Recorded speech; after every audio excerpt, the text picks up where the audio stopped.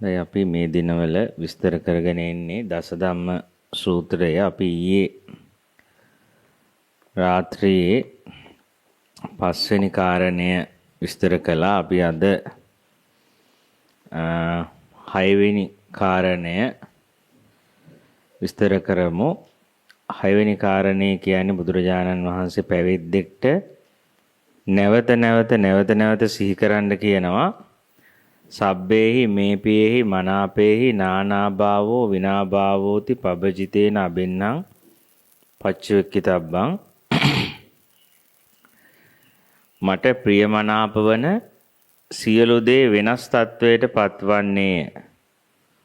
මට ඒවායින් දුරස්වන්න සිදුවන්නේ යයි පැවිද්දා නිතර නුවණින් මෙනෙහි කළ යුතුය. මේක ඉතින් හරි වටින කර්මස්ථානයක් අපිට.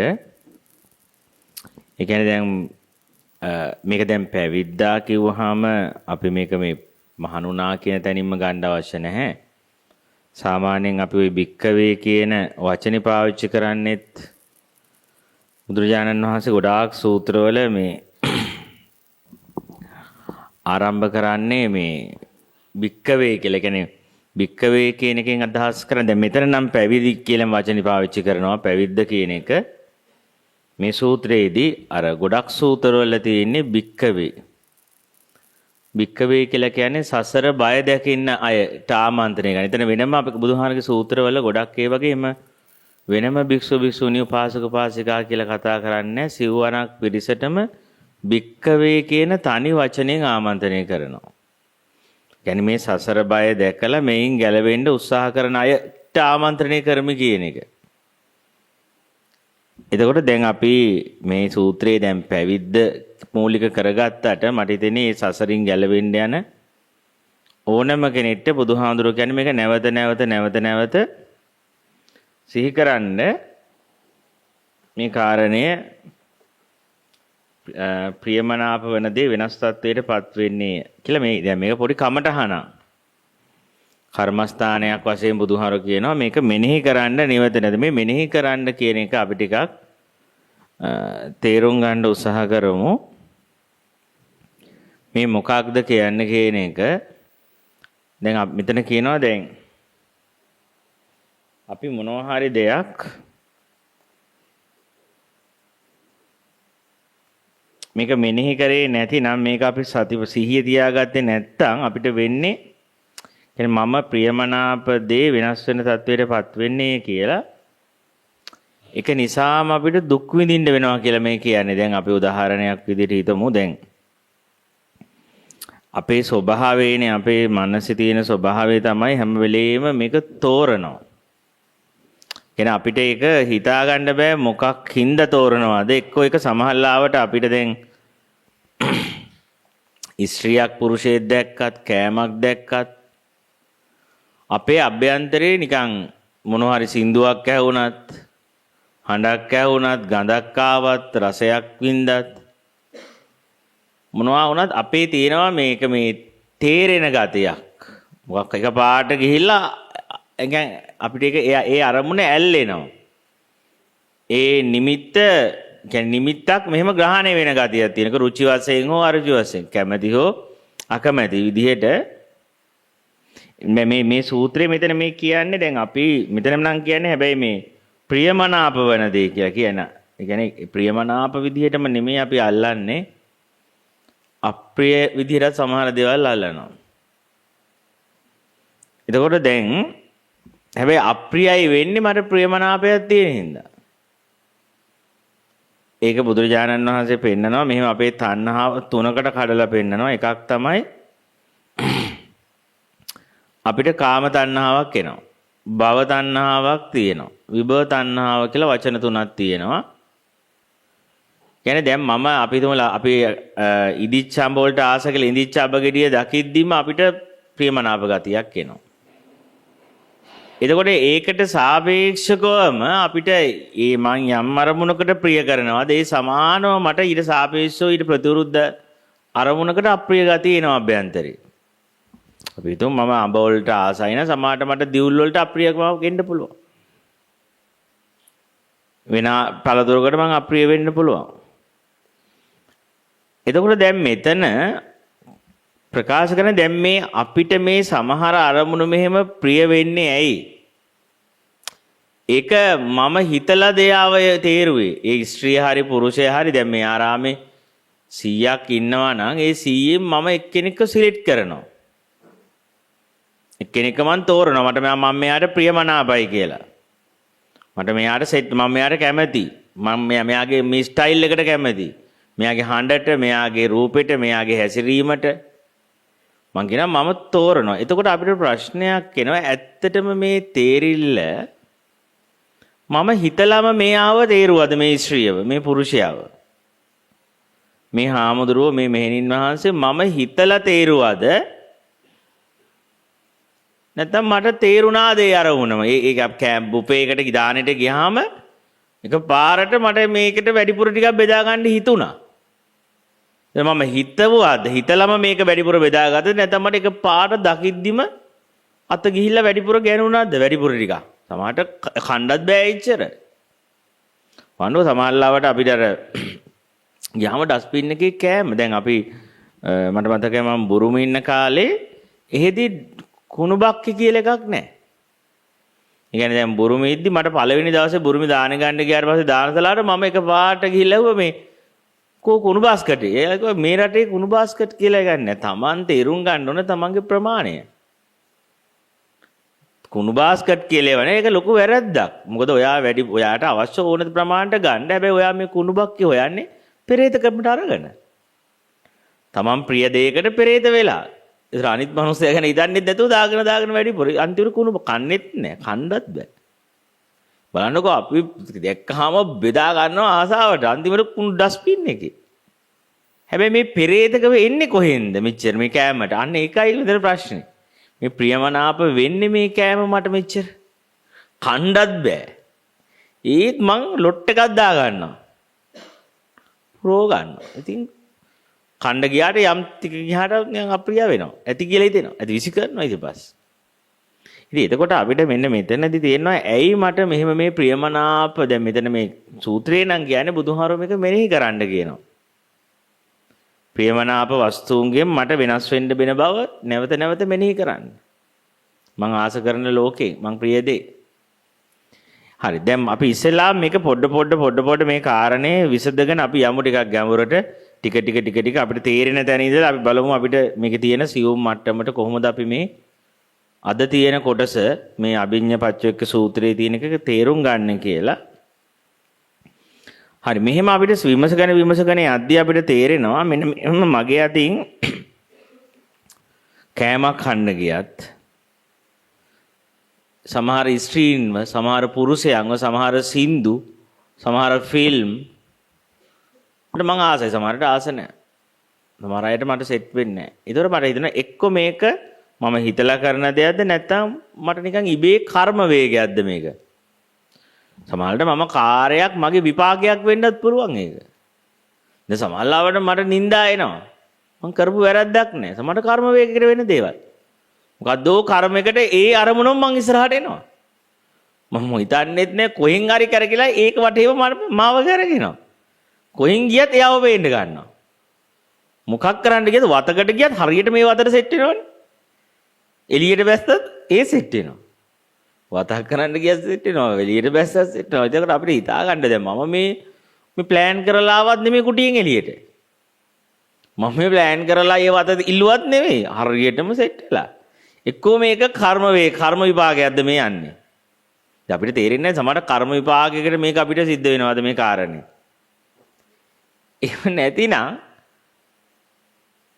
ඇයි මට ඒ කියන්නේ එහෙම නැත්නම් මට බීඩියක් ගහද්දි කවුරු හරි සුරුට්ටුවක් ගහද්දි නිකන් මං අදිෂ්ඨාන කරලා යන්නේ ගහන්නේ නැහැ ලෝකල් එකක්වත් කියලා. මෙන්න ගහද්දි නිකන් ඇදලා ගෑනෙනවා උරු සුරුට්ටුව බීඩිය. එක්ක මේක බැහැගයක්ද? එක්ක කර්ම වේගයක්ද? එක්ක මම හිතලාද මේවා කරන්නේ ඔක්කොම? නැත්නම් මට ඉබේ මොකක් හරි නැත්නම් මේ අරමුණටම හිත යන්නේ එක්ක මේක දීපු වැලියු එකක්ද මේ? සමහර දේවල් වලට දිනනවා නිකන් අර නිකන් සමහර අය නිකන් අර අම්මාස් කියන අර රැවුලක් වගන සුරුට්ටුවක් ගහම නිකන් ජෝන්සියා වගේ කියලා. අනිත් වගේ සමාජයේ යම් කිසි විදියකට වැලියු දානවා. ඇඩ් වලින් කරන්නේ අපි වර ඇඩ්වර්ටයිස්මන්ට් ගිහලා ඇඩ් එක බලලා අපි කියලා බඩුව ගන්න බඩුව වැඩක් නැති වුණා. නිකන් මේ සබන් එක ගෑවහම නිකන් අම්මත් දුව වගේ වෙනවා කිව්වට පස්සේ අපි ගිහලා නිකන් තෝරන්නේ. එතකොට ඒක ඇඩ්වර්ටයිස්මන්ට් එකන්නේ වැලියු එකක්නේ. එක්ක මාව මේ ඇදෙන්නේ වැලියුස් වලටද වටිනාකම් වලටද මේ සම්මත වශයෙන් කරපු මේ එතකොට තමයි අපිට හිතා ගන්න බැරි ප්‍රශ්නයක් එනවා. මම මේ අරමුණට මම මේ ඇදෙන්නේ ඔය තුනෙන් මොකක් හරි එකක් වෙන්න එක මං හිතලාද කරන්නේ. බුදුහාරෝ කියනවා මේ දුක අපි හැබැයි හිතලා කරන එකකුත් නෙමෙයි කියනවා. මං හිතලාම ගිහිල්ලා මේ පරිප්පුව කන්න යන්නේ නැහැ නේ. මං දින කට්ටක්නේ කන්නේ බැඳුනහම ගිහිල්ලා ප්‍රියමනාප දෙයක. ආයි ගලවන්න ලේසි නෑනේ. ඒක එතකොට අපිට හිතා ගන්න බෑ මම මේ කට්ට මම මෙච්චර දුකට ආසයිද මම. මේක දැන පවා මම වහලෙක් වගේ මේ ප්‍රියමනාප අරමුණට මාව ඇදිලා යන්නේ ඇයි? දන්නවා. අර නිකන් අර පළඟැටියා පහන් දැල්ලට ඇදෙනවා වගේ දන්නවා මේකෙන් පිච්චෙනවා. දන්නවා මේ ප්‍රියමනාපයි කියලා ලං වුණා වගේ නෙමෙයි මේ ගින්නක් තියෙන ඉස්සරහට. ආයේ ඔය මුලින් ඔය සුන්දර බව දැවුනට කතා කර hina වෙවි මැසේජ් කර හිටියා වගේ නෙමෙයිනේ. එක සීමාවකින් කට්ට ගියාට පස්සේ ගින්න තියෙන්නේ ඇස්සේ. ඒකත් දන්නවා. විඳලා තියෙනවනේ මිට ඉස්සෙල්ලා. විඳලා තියෙනවා දන්නවා මෙතනින් එහාට ලිමිට් එක පැන්න ගමන් මාව පිච්චෙන්න යන්නේ. කොහොමත් අතුල ආයෙ පළඟැටියා ලඟ වෙන්න අරමුණට සැනසෙල්ල නෙමෙයිනේ එන්න ඕනේ සැනසෙල්ල. හැබැයි වෙන්නේ පිච්චෙන එකනේ. අපිට ඒක අපිට නිකන් ඉවට වගේ දැනෙනවනේ. දැන් වෙන්න ඕනේ නම් හරියට බැලුවොත් සැනස් දැන් ලඟ වෙන්න ඒ අරමුණට සතුටනේ වැඩි වෙන්න ඕනේ. ওই බැඳිච්ච අරමුණට ඔය ප්‍රියමනාප අරමුණට ලං වෙන්න සතුට ඩබල් ට්‍රිබල් වෙන්න බෑ. ලං වෙන්න හැබැයි පළඟැටියා ප්‍රියමනාප වෙච්ච ගින්දරට ලං වෙද්දි තව පිච්චෙනවා. තව ගින්නට අහු වෙනවා. අන්න එතකොට අපිට දැන් මේකත් අපි දන්නවනේ මේක බන කියන්න ඕනේ නැහැ. මං හිතන්නේ අපිට ජීවිත අත්දැකීම් වලින්ම අපි විඳලා ඇති මෙතන ඉන්න සෑහෙන පිරිස. අර ප්‍රියමනාපයි කියලා සතුට දැනුණාට ලං වෙන්න සතුට වැඩි වුණා නෙමෙයි. පිච්චෙන ගතියයි වැඩි උනේ කියන එක. ගින්දරයි වැඩි උනේ කියන එක. ඒකත් අපි අත්දැකලා තියෙනවා. හැබැයි එහෙම දැන බව තවත් ඇයි මේ පිච්චෙන්න යන්නේ ගින්දරටම? ඇයි මේ තෝරන්නේම? ඒක තමයි අන්න එතනදී තමයි අපිට විසඳ ගන්න වෙන්නේ ප්‍රශ්නයක්. මේක එක්කෝ මේක කර්ම වේගයක්ද නැත්නම් මේක ඇබ්බැහියක්ද ඇඩික්ෂන් එකක්ද? දැන් මම දන්නවා ඩ්‍රග් එකකින් මම පහවදා සනසිල්ලක් නෙමෙයි ඉන්නේ. ඒ වෙලාවට එහෙනම් මේක ඇබ්බැහියටද වෙන්නේ මගේ අතින්? දකිද්දි මට ඉන්න බැරි වෙලා යනවද? මෙලෝ අමතක වෙලා යනවද? ඇත්තට මං අසරණයිද මේකේ? ඒ කියන්නේ මම මේ වෙලාවේ අසරණ බවක්ද මගේ අස්සේ තියෙන්නේ? අසරණකමට මාව අද්දලා ගන්නවා. මගේ හයිය නෑ. ඒ තරම්ම ප්‍රබලද ඇබ්බැහිය. එහෙම නැත්නම් අර මට වෙනස් වෙන්න බැරිද? මට මේක කඩන්න බැරිද? එකකින් බැන්න මේක ඇබ්බැහියට වුණත් කර්ම වේගයකට වුණත් මේක වටිතර දීපු සමාජයේ දීපු වටිනාකමකට ඇදිලා ගියත් මට මේක කඩන්න බැරිද? මොන ඊළඟ ප්‍රශ්නෙත් එනවා. කඩන්න බැරිද කියන්නේ. හරි දැන් එතකොට මේක දැන් අද මේ අපිට තියෙන කමටහනට අනුව මේක අපි තේරුම් ගන්න යද්දී හරි දැන් කුමන හරි දෙයක් නිසා දැන් අපිට මේකට මොකක් හරි පේන ඇහෙන දැනෙන මොකක් හරි එකට අපිව නිකන් මහ වහලෙක් වගේ අද්දලා ගන්න අද්දෝන ගතියක් තියෙනවානේ. ඒතර මේක අපිට ඒතර අපි මේ අරමුණක් තෝරන්නේ නැති තාකල් අපිට පිච්චිල්ලක් නැහැ. අපිට කිසිම වේදනාවක් නැහැ. දැන් හිතලා හොඳට බලන්න අපි මේ ආරාමේ තෝරපු නැති කෙනෙක් මගේ ලෝකේ මගේ කරගන්න ගියපු නැති දෙන මගේ කිව්වහම මේක යමක් දෙයක් වෙන්නේ එතන. ඒක මම මෙහෙම මගේ කියලා බලපු වෙලේ ඉඳලානේ එයා සුවිශේෂ වෙන්නේ ඇතුලේ. ඒ සුවිශේෂ නොවිච්ච මගේ නොවිච්ච කිසිම කෙනෙක්ගේ කිසිම ක්‍රියාවකින් අපි මේ වෙදි දුක් විඳලා නැහැ. ඒකත් අපිට තේරෙනවානේ ඇත්තටම මම විඳෙව්වේ මගේ ලෝකේ තමයි. මොකද මම කවුරු හරි මගේ කරගන්න ගියාම එයා විතරක් නෙමෙයිනේ. එයාට try කරන අය, එයාගේ නැන්දම්මයි, එයාගේ ඔක්කොමලයි මේක පැකේජ් එකම ගන්න බෑ. මොකක් හරි එකක් ගන්න ගියාම එයාගේ මුළු මේකම එයාගේ හොඳයි නරකයි, එයාගේ පිස්සුයි, එයාගේ විකාරයි ඔක්කොම ටිකත් එක්කනේ මනුස්සය තෝරන්න වෙන්නේ. ආයි නිකන් ඒ අරමුණ විතරක් තෝරලා ඉන්න බෑනේ කාටවත්. ඔබ කවුරු හරි තෝරගත්තොත් ඒ මිනිස්යාගේ මුළු පැටර්න් එකම තෝරන්න වෙනවා. ඒ මිනිස්යාගේ සමස්තයම තෝරගන්න වෙනවා.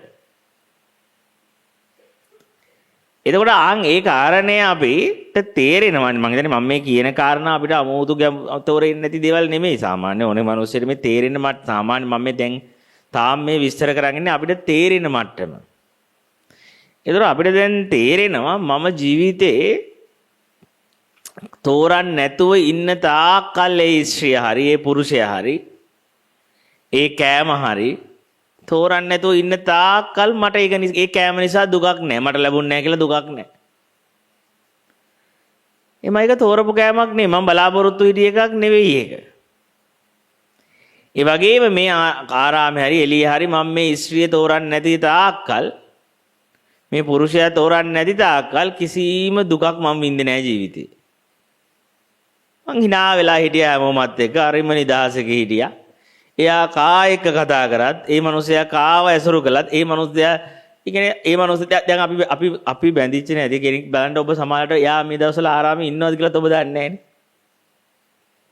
සමහර අය ඇත්තටම දැන් මේ දවස්වල නෑ ආරාමේ. ඔබ දන්නෙත් නෑ නේ නැද්ද කියලා ඔබට අදාළ නෑ ඒක. එයා යද්දි ඔබේ පපුව පිච්චුනෙත් නෑ. ඇඬුනෙත් නෑ. මොකක්වත් නෑ. මොකද ඔබ ඒ තෝරපු නැති කෙනෙක් ඇත්තටම මේ ආරාමයේ හිටියද නැද්ද කියලා ඔබ දන්නෙත් නෑ. ආවේ කවදද දන්නෙත් නෑ. ගිහිල්ලා දන්නෙත් නෑ. මොකද ඇත්තටම ඔබ තෝරලා නෑ යාව තාම. තෝරාන්නේ නැති තාක්කල් ඔබට යාගෙන් කිසිම වේදනාවක් නෑ. දැන් බලන්න. දැන් මේ ආරාමේ කවුරු ප්‍රශ්න දාගත්තත් අපිට අදාළ නැහැනේ. ගහගත්තා කිව්වත්, මරාගත්තා කිව්වත්, බැනගත්තා කිව්වත්, අතන බැනගත්තා කිව්වත් අපිට අදාළ නැහැ ඒක. අතන ගහගත්තා කිව්වත් අදාළ නැහැ. අන්න අතන මරලා දාලා කිව්වත් ඒත් ඉතින් අර නීතිමය ප්‍රශ්නේ ඉන්න පුළුවන් ආයතනයකට. ඒ ඇරෙන්න දුකක් නැහැ ඉතින්. මොකද ඒක එයත් එක්ක මගේ උඩ කෑල්ලෙමත් යට කෑල්ලෙමත් සමස්තය කොහෙවත් තෝරලා තිබ්බේ නැහැ මං එයාව. එයාගේ උඩ කෑලි තෝරලා තිබ්බේ නැහැ. එයාගේ මැද කෑලි තෝරලා තිබ්බේ නැහැ. එයාගේ යට කෑල්ල තේරුවෙත් නැහැ. තෝරන්න නැති තාක්කල් මට ඒක අදාළ නැහැ. කවුරු පාවිච්චි කරත් කවුරු යූස් කරත් මට අදාළ නැහැ. ආගේ නිදහස තියෙනවා. ඒ ෆ්‍රීඩම් එක තියෙනවා. ඒ සැනසෙල්ලේ අපි ඉන්නවා. ඒතර අපි තේරුම් ගන්නවා දැන් අපිට සාමාන්‍ය දෙයක් නම් ඇත්තටම මම මේ තෝරන්න ගිහිල්ලා තමයි පරිප්පු කෑවේ. තෝරන්න ගිහිල්ලා තමයි දුක් විඳේ. මොකද කෙනෙක් තෝරපු ගමන්ම තේරුම් ගන්න මේ මොහොතේ මෙයා මට නැති වෙනවා. ඒ තෝරපු ගමන් එයා වෙන කෙනෙක්ට කැමති. ඒක තමයි මනසේ ඇති. මනස කවුරු හරි තේරුවොත් ඒ තෝරපු මිනිස්සයා ආස නැහැ අරයට. ඒක උදාහරණයක් කියන අපි අර මම වෙන්දත් කියලා තියෙන සාමාන්‍යයෙන් රජවරු විවාහ වෙන්න ගියාට පස්සේ අවුරුදු 16 ගෑල් ළමයි කාන්තාවන් 30ක් විතර දෙනවලු යාට ඒ පවුල් වල ඉන්න 30 දෙනෙක් විතර දෙනවලු රජ පවුල් වල ඉන්න අවුරුදු 16 තෝරන්න කියලා කෙනෙක්. දැන් රජුරුව එතන නිකන් දැන් රජුරුව සොයන්වරයක් දෙනවා Taman කැමැත්තෙන් මේ 30 දෙනාගෙන් ඕන කෙනෙක් තෝරන්න කියලා. රජුරුව නිකන් හරි මෝඩ වෙලා එක්කෙනෙක් තේරුවොත් තෝරපු ගමන්ම රජුරුවන්ට අර 29ක් නැහැ කොහොමවත් තෝරපු කෙනාගේ හිත තියනවා වෙන තැනකට. ඒක නවත්තන්න බෑ. කියන්නේ ඔබ කවුරු හරි මිනිහෙක් තේරුවා නම් දැනට ඔබ පිරිමියෙක් තෝරලා ඉන්නවා නම් ඔබේ ජීවිතේ ඒ පිරිමිය ඔබට ආදරෙ වෙන්නේ නැහැ. ඒ ස්ත්‍රිය වෙන කෙනෙක්ට තමයි ඇටෙන්ෂන් දෙන්නේ. කරන්න දෙයක් නැහැ ඒක. ඇයි තේරුවේ? ඒකනේ අපි කියන්නේ මට ගුරුවරයාගේ හොඳම දේ ඔබ කවදාකවත් මෝඩයෝ වගේ කවදාකවත් තෝරන්න එපා ස්ත්‍රියක් අනිවාර්යෙන් ඔබ තෝරපු ගමන්ම උඹට කමුරන්න වෙනවා එයාගේ හිත යන වෙන තැනකට. එයා වෙන ඊට පස්සේ මට අහන්න ඇයි ඔයාට කතා කරේ ඇයි මැසේජ් කරන්නේ ඇයි මට කිස්සර වගේ කතා කරන්නේ නැත්තේ ඇයි අර පැත්ත එක්ක නැද්දක පැය ගණන් කතා කරන්නේ ඇයි මම පේන්නේ නැද්ද ප්‍රශ්නේ ඉතින්. ඒක තමයි ඇටි මනසට එහෙම තෝරපු ගමන් يعني මේක ඔල්ලෝසු බට්ට වගේ තමයි මනසේ හැටි. දැන් 9 පැත්තට තෝරපු ගමන්ම ඒ 9 පැත්තට කට්ට උඩ ගිය ගමන් අර බට්ට ආයෙනවා 3 පැත්තට. 3 පැත්ත තෝරපු ගමන්ම 3 පැත්තේ ඉන්න බෑ. ඒක තමයි මනසේ තියෙන ස්වභාවය. මනස ආයෙ ටික පල්ලයට එනවා. ඉතින් ඒක තමයි මනසේ තියෙන ධර්මතාවය ඒක. ඉතින් ඒක තමයි අපි කියන්නේ මේ මනස ස්ථිරව තියන්න බෑ කොතනකවත්. මනස අපි හිතුවට ඔයා 9 කට්ට නම් මම ඉන්නේ මම ඔන්න ඔයාව අල්ලගත්ත කොට අල්ලපු වෙලේ ඉඳලා පහළට යනවා. එයාගේ හිත යන්නේ තුන ගැටේ පැත්තට. එයාට අහිමි පැත්ත නැති පැත්තට. ආය ආකර්ෂණය යනවා. එතකොට අර මේ කටේ අල්ලන් හිටියට ඌට නෑ ඒක බට්ටා. ඒ බට්ටා ගිහිල්ලා වෙන පැත්තකට. එතකොට මේ මනසේ ධර්මතාවයේ තේරුම් ගත්ත මනුස්සයෙක් කවදාකවත් මෝඩ වෙන්නේ නෑ බඳින්න තරම්. මෝඩ වෙන්නේ නෑ එයා එකක් දිගට තියා. දන්නවා මේක තියාගන්න ගියපු උන මම ප්‍රියමනාප වුණොත් මම පිච්චෙනවා. මොකද එහෙම එකක් වෙන්නේ නැති නිසා මේ ලෝකේ යථාර්ථය. මගේ මනසවත් ඔය එක තැන කොහොම තියෙන්නේ නෑ. එතකොට ඒකයි බුදුහාරෝ දැන් මෙතන දැන් බලන්න මේ වාක්‍ය අපිට ටික ටික තේරෙයි. ඒකයි කියන්නේ මට ප්‍රියමනාප වෙන සියලු දේවල් මම මොනවා හරි තේරුවා නම් ඒක අන්නේ ස්වභාවයකට යනවාමයි. මම ප්‍රියමනාප වෙන සියලු දේ කියන්නේ මම ප්‍රියමනාපකම මම තේරුවානේ. තෝරපු ගමන් මේක වෙනස් වෙන්න පටන් ගන්නවා. වෙනස් වෙන තත්ත්වයටපත් වෙනවා. ඒ වයින් මට දුරස්වන්න සිදු වෙනවා. අනිවාර්යයෙන්ම මට එතනින් යන්න වෙනවා. මොකද ඒ අරමුණට හිත යනවා වෙන තැනකට. හිත යනවා වෙන අරමුණකට. ඒක ඕනේ බලන්න මං ආසාවෙන් සින්දුවක් තෝරන්න. ඔය සින්දුව 20 පාර 30 පාර අහද්දි හිත හිමීට ඕකෙන් අයින් වෙලා එපා වෙන්නේ නැද්ද ඔක අහන්නේ. අර මතකයි මම දැක්කා අර කාලයක් අර ලංකාවේ මෑත කර මොකද මැනිකේ මගේ ඉතින් සින්දුවක් ඇවි යන්න බස් වලත් දාලා පස්සේ ඔක ඇහෙද්දි අප්පිරියයි වගේ. ඒ අහලා ඒ තමයි මනස. ඒ තේරුවනේ සින්දුව හැමෝම තෝරපු ගමන් ටික ඒක එපා වෙනවා. හිතේද වෙන සින්දුවකට යනවා. වෙන සින්දුවක් පොඩ්ඩක් සර්ච් කරන්න හිතෙනවා. දැන් හිතන්නකෝ දැන් අපි අර සුපි මූවි එක බැලුවේ ළඟදී. දැන් අපි ඕක ලබන සතිය දර ඊළඟ සතිය දන කට්ටිය අනේ අර වෙන එකක් දාමුද? ඒක දැන් තුන් පාරක් දැම්ම තව 10 පාරකට අනේ ඇති නේද? ඒක ඉතින් ඒකයි මම ප්‍රියමනාප නම් අනිවාර්යෙන් මට ඔක එපා වෙනවා. ඔක වෙනස් වෙනවා. ඔය හැංගීමේ බව වෙනස් වෙනවා. ඒකයි කියන්නේ තෝරන්න එපා, බඳින්න යන්න එපා, ගර්ල්ෆ්‍රෙන්ඩ් කරගන්න එපා කරපු ගමන් වෙන්නේ ඔබට හුලන් තමයි. ඔබ බලනවා මොකක්ද එයාට එකපාරට උනේ? මොකක්ද අප්පා මේ මිනිස්සයා මාත් එක්ක හොඳට හිටියනේ. ඇයි මේ මොකද උනේ? ඇයි තේරුවේ?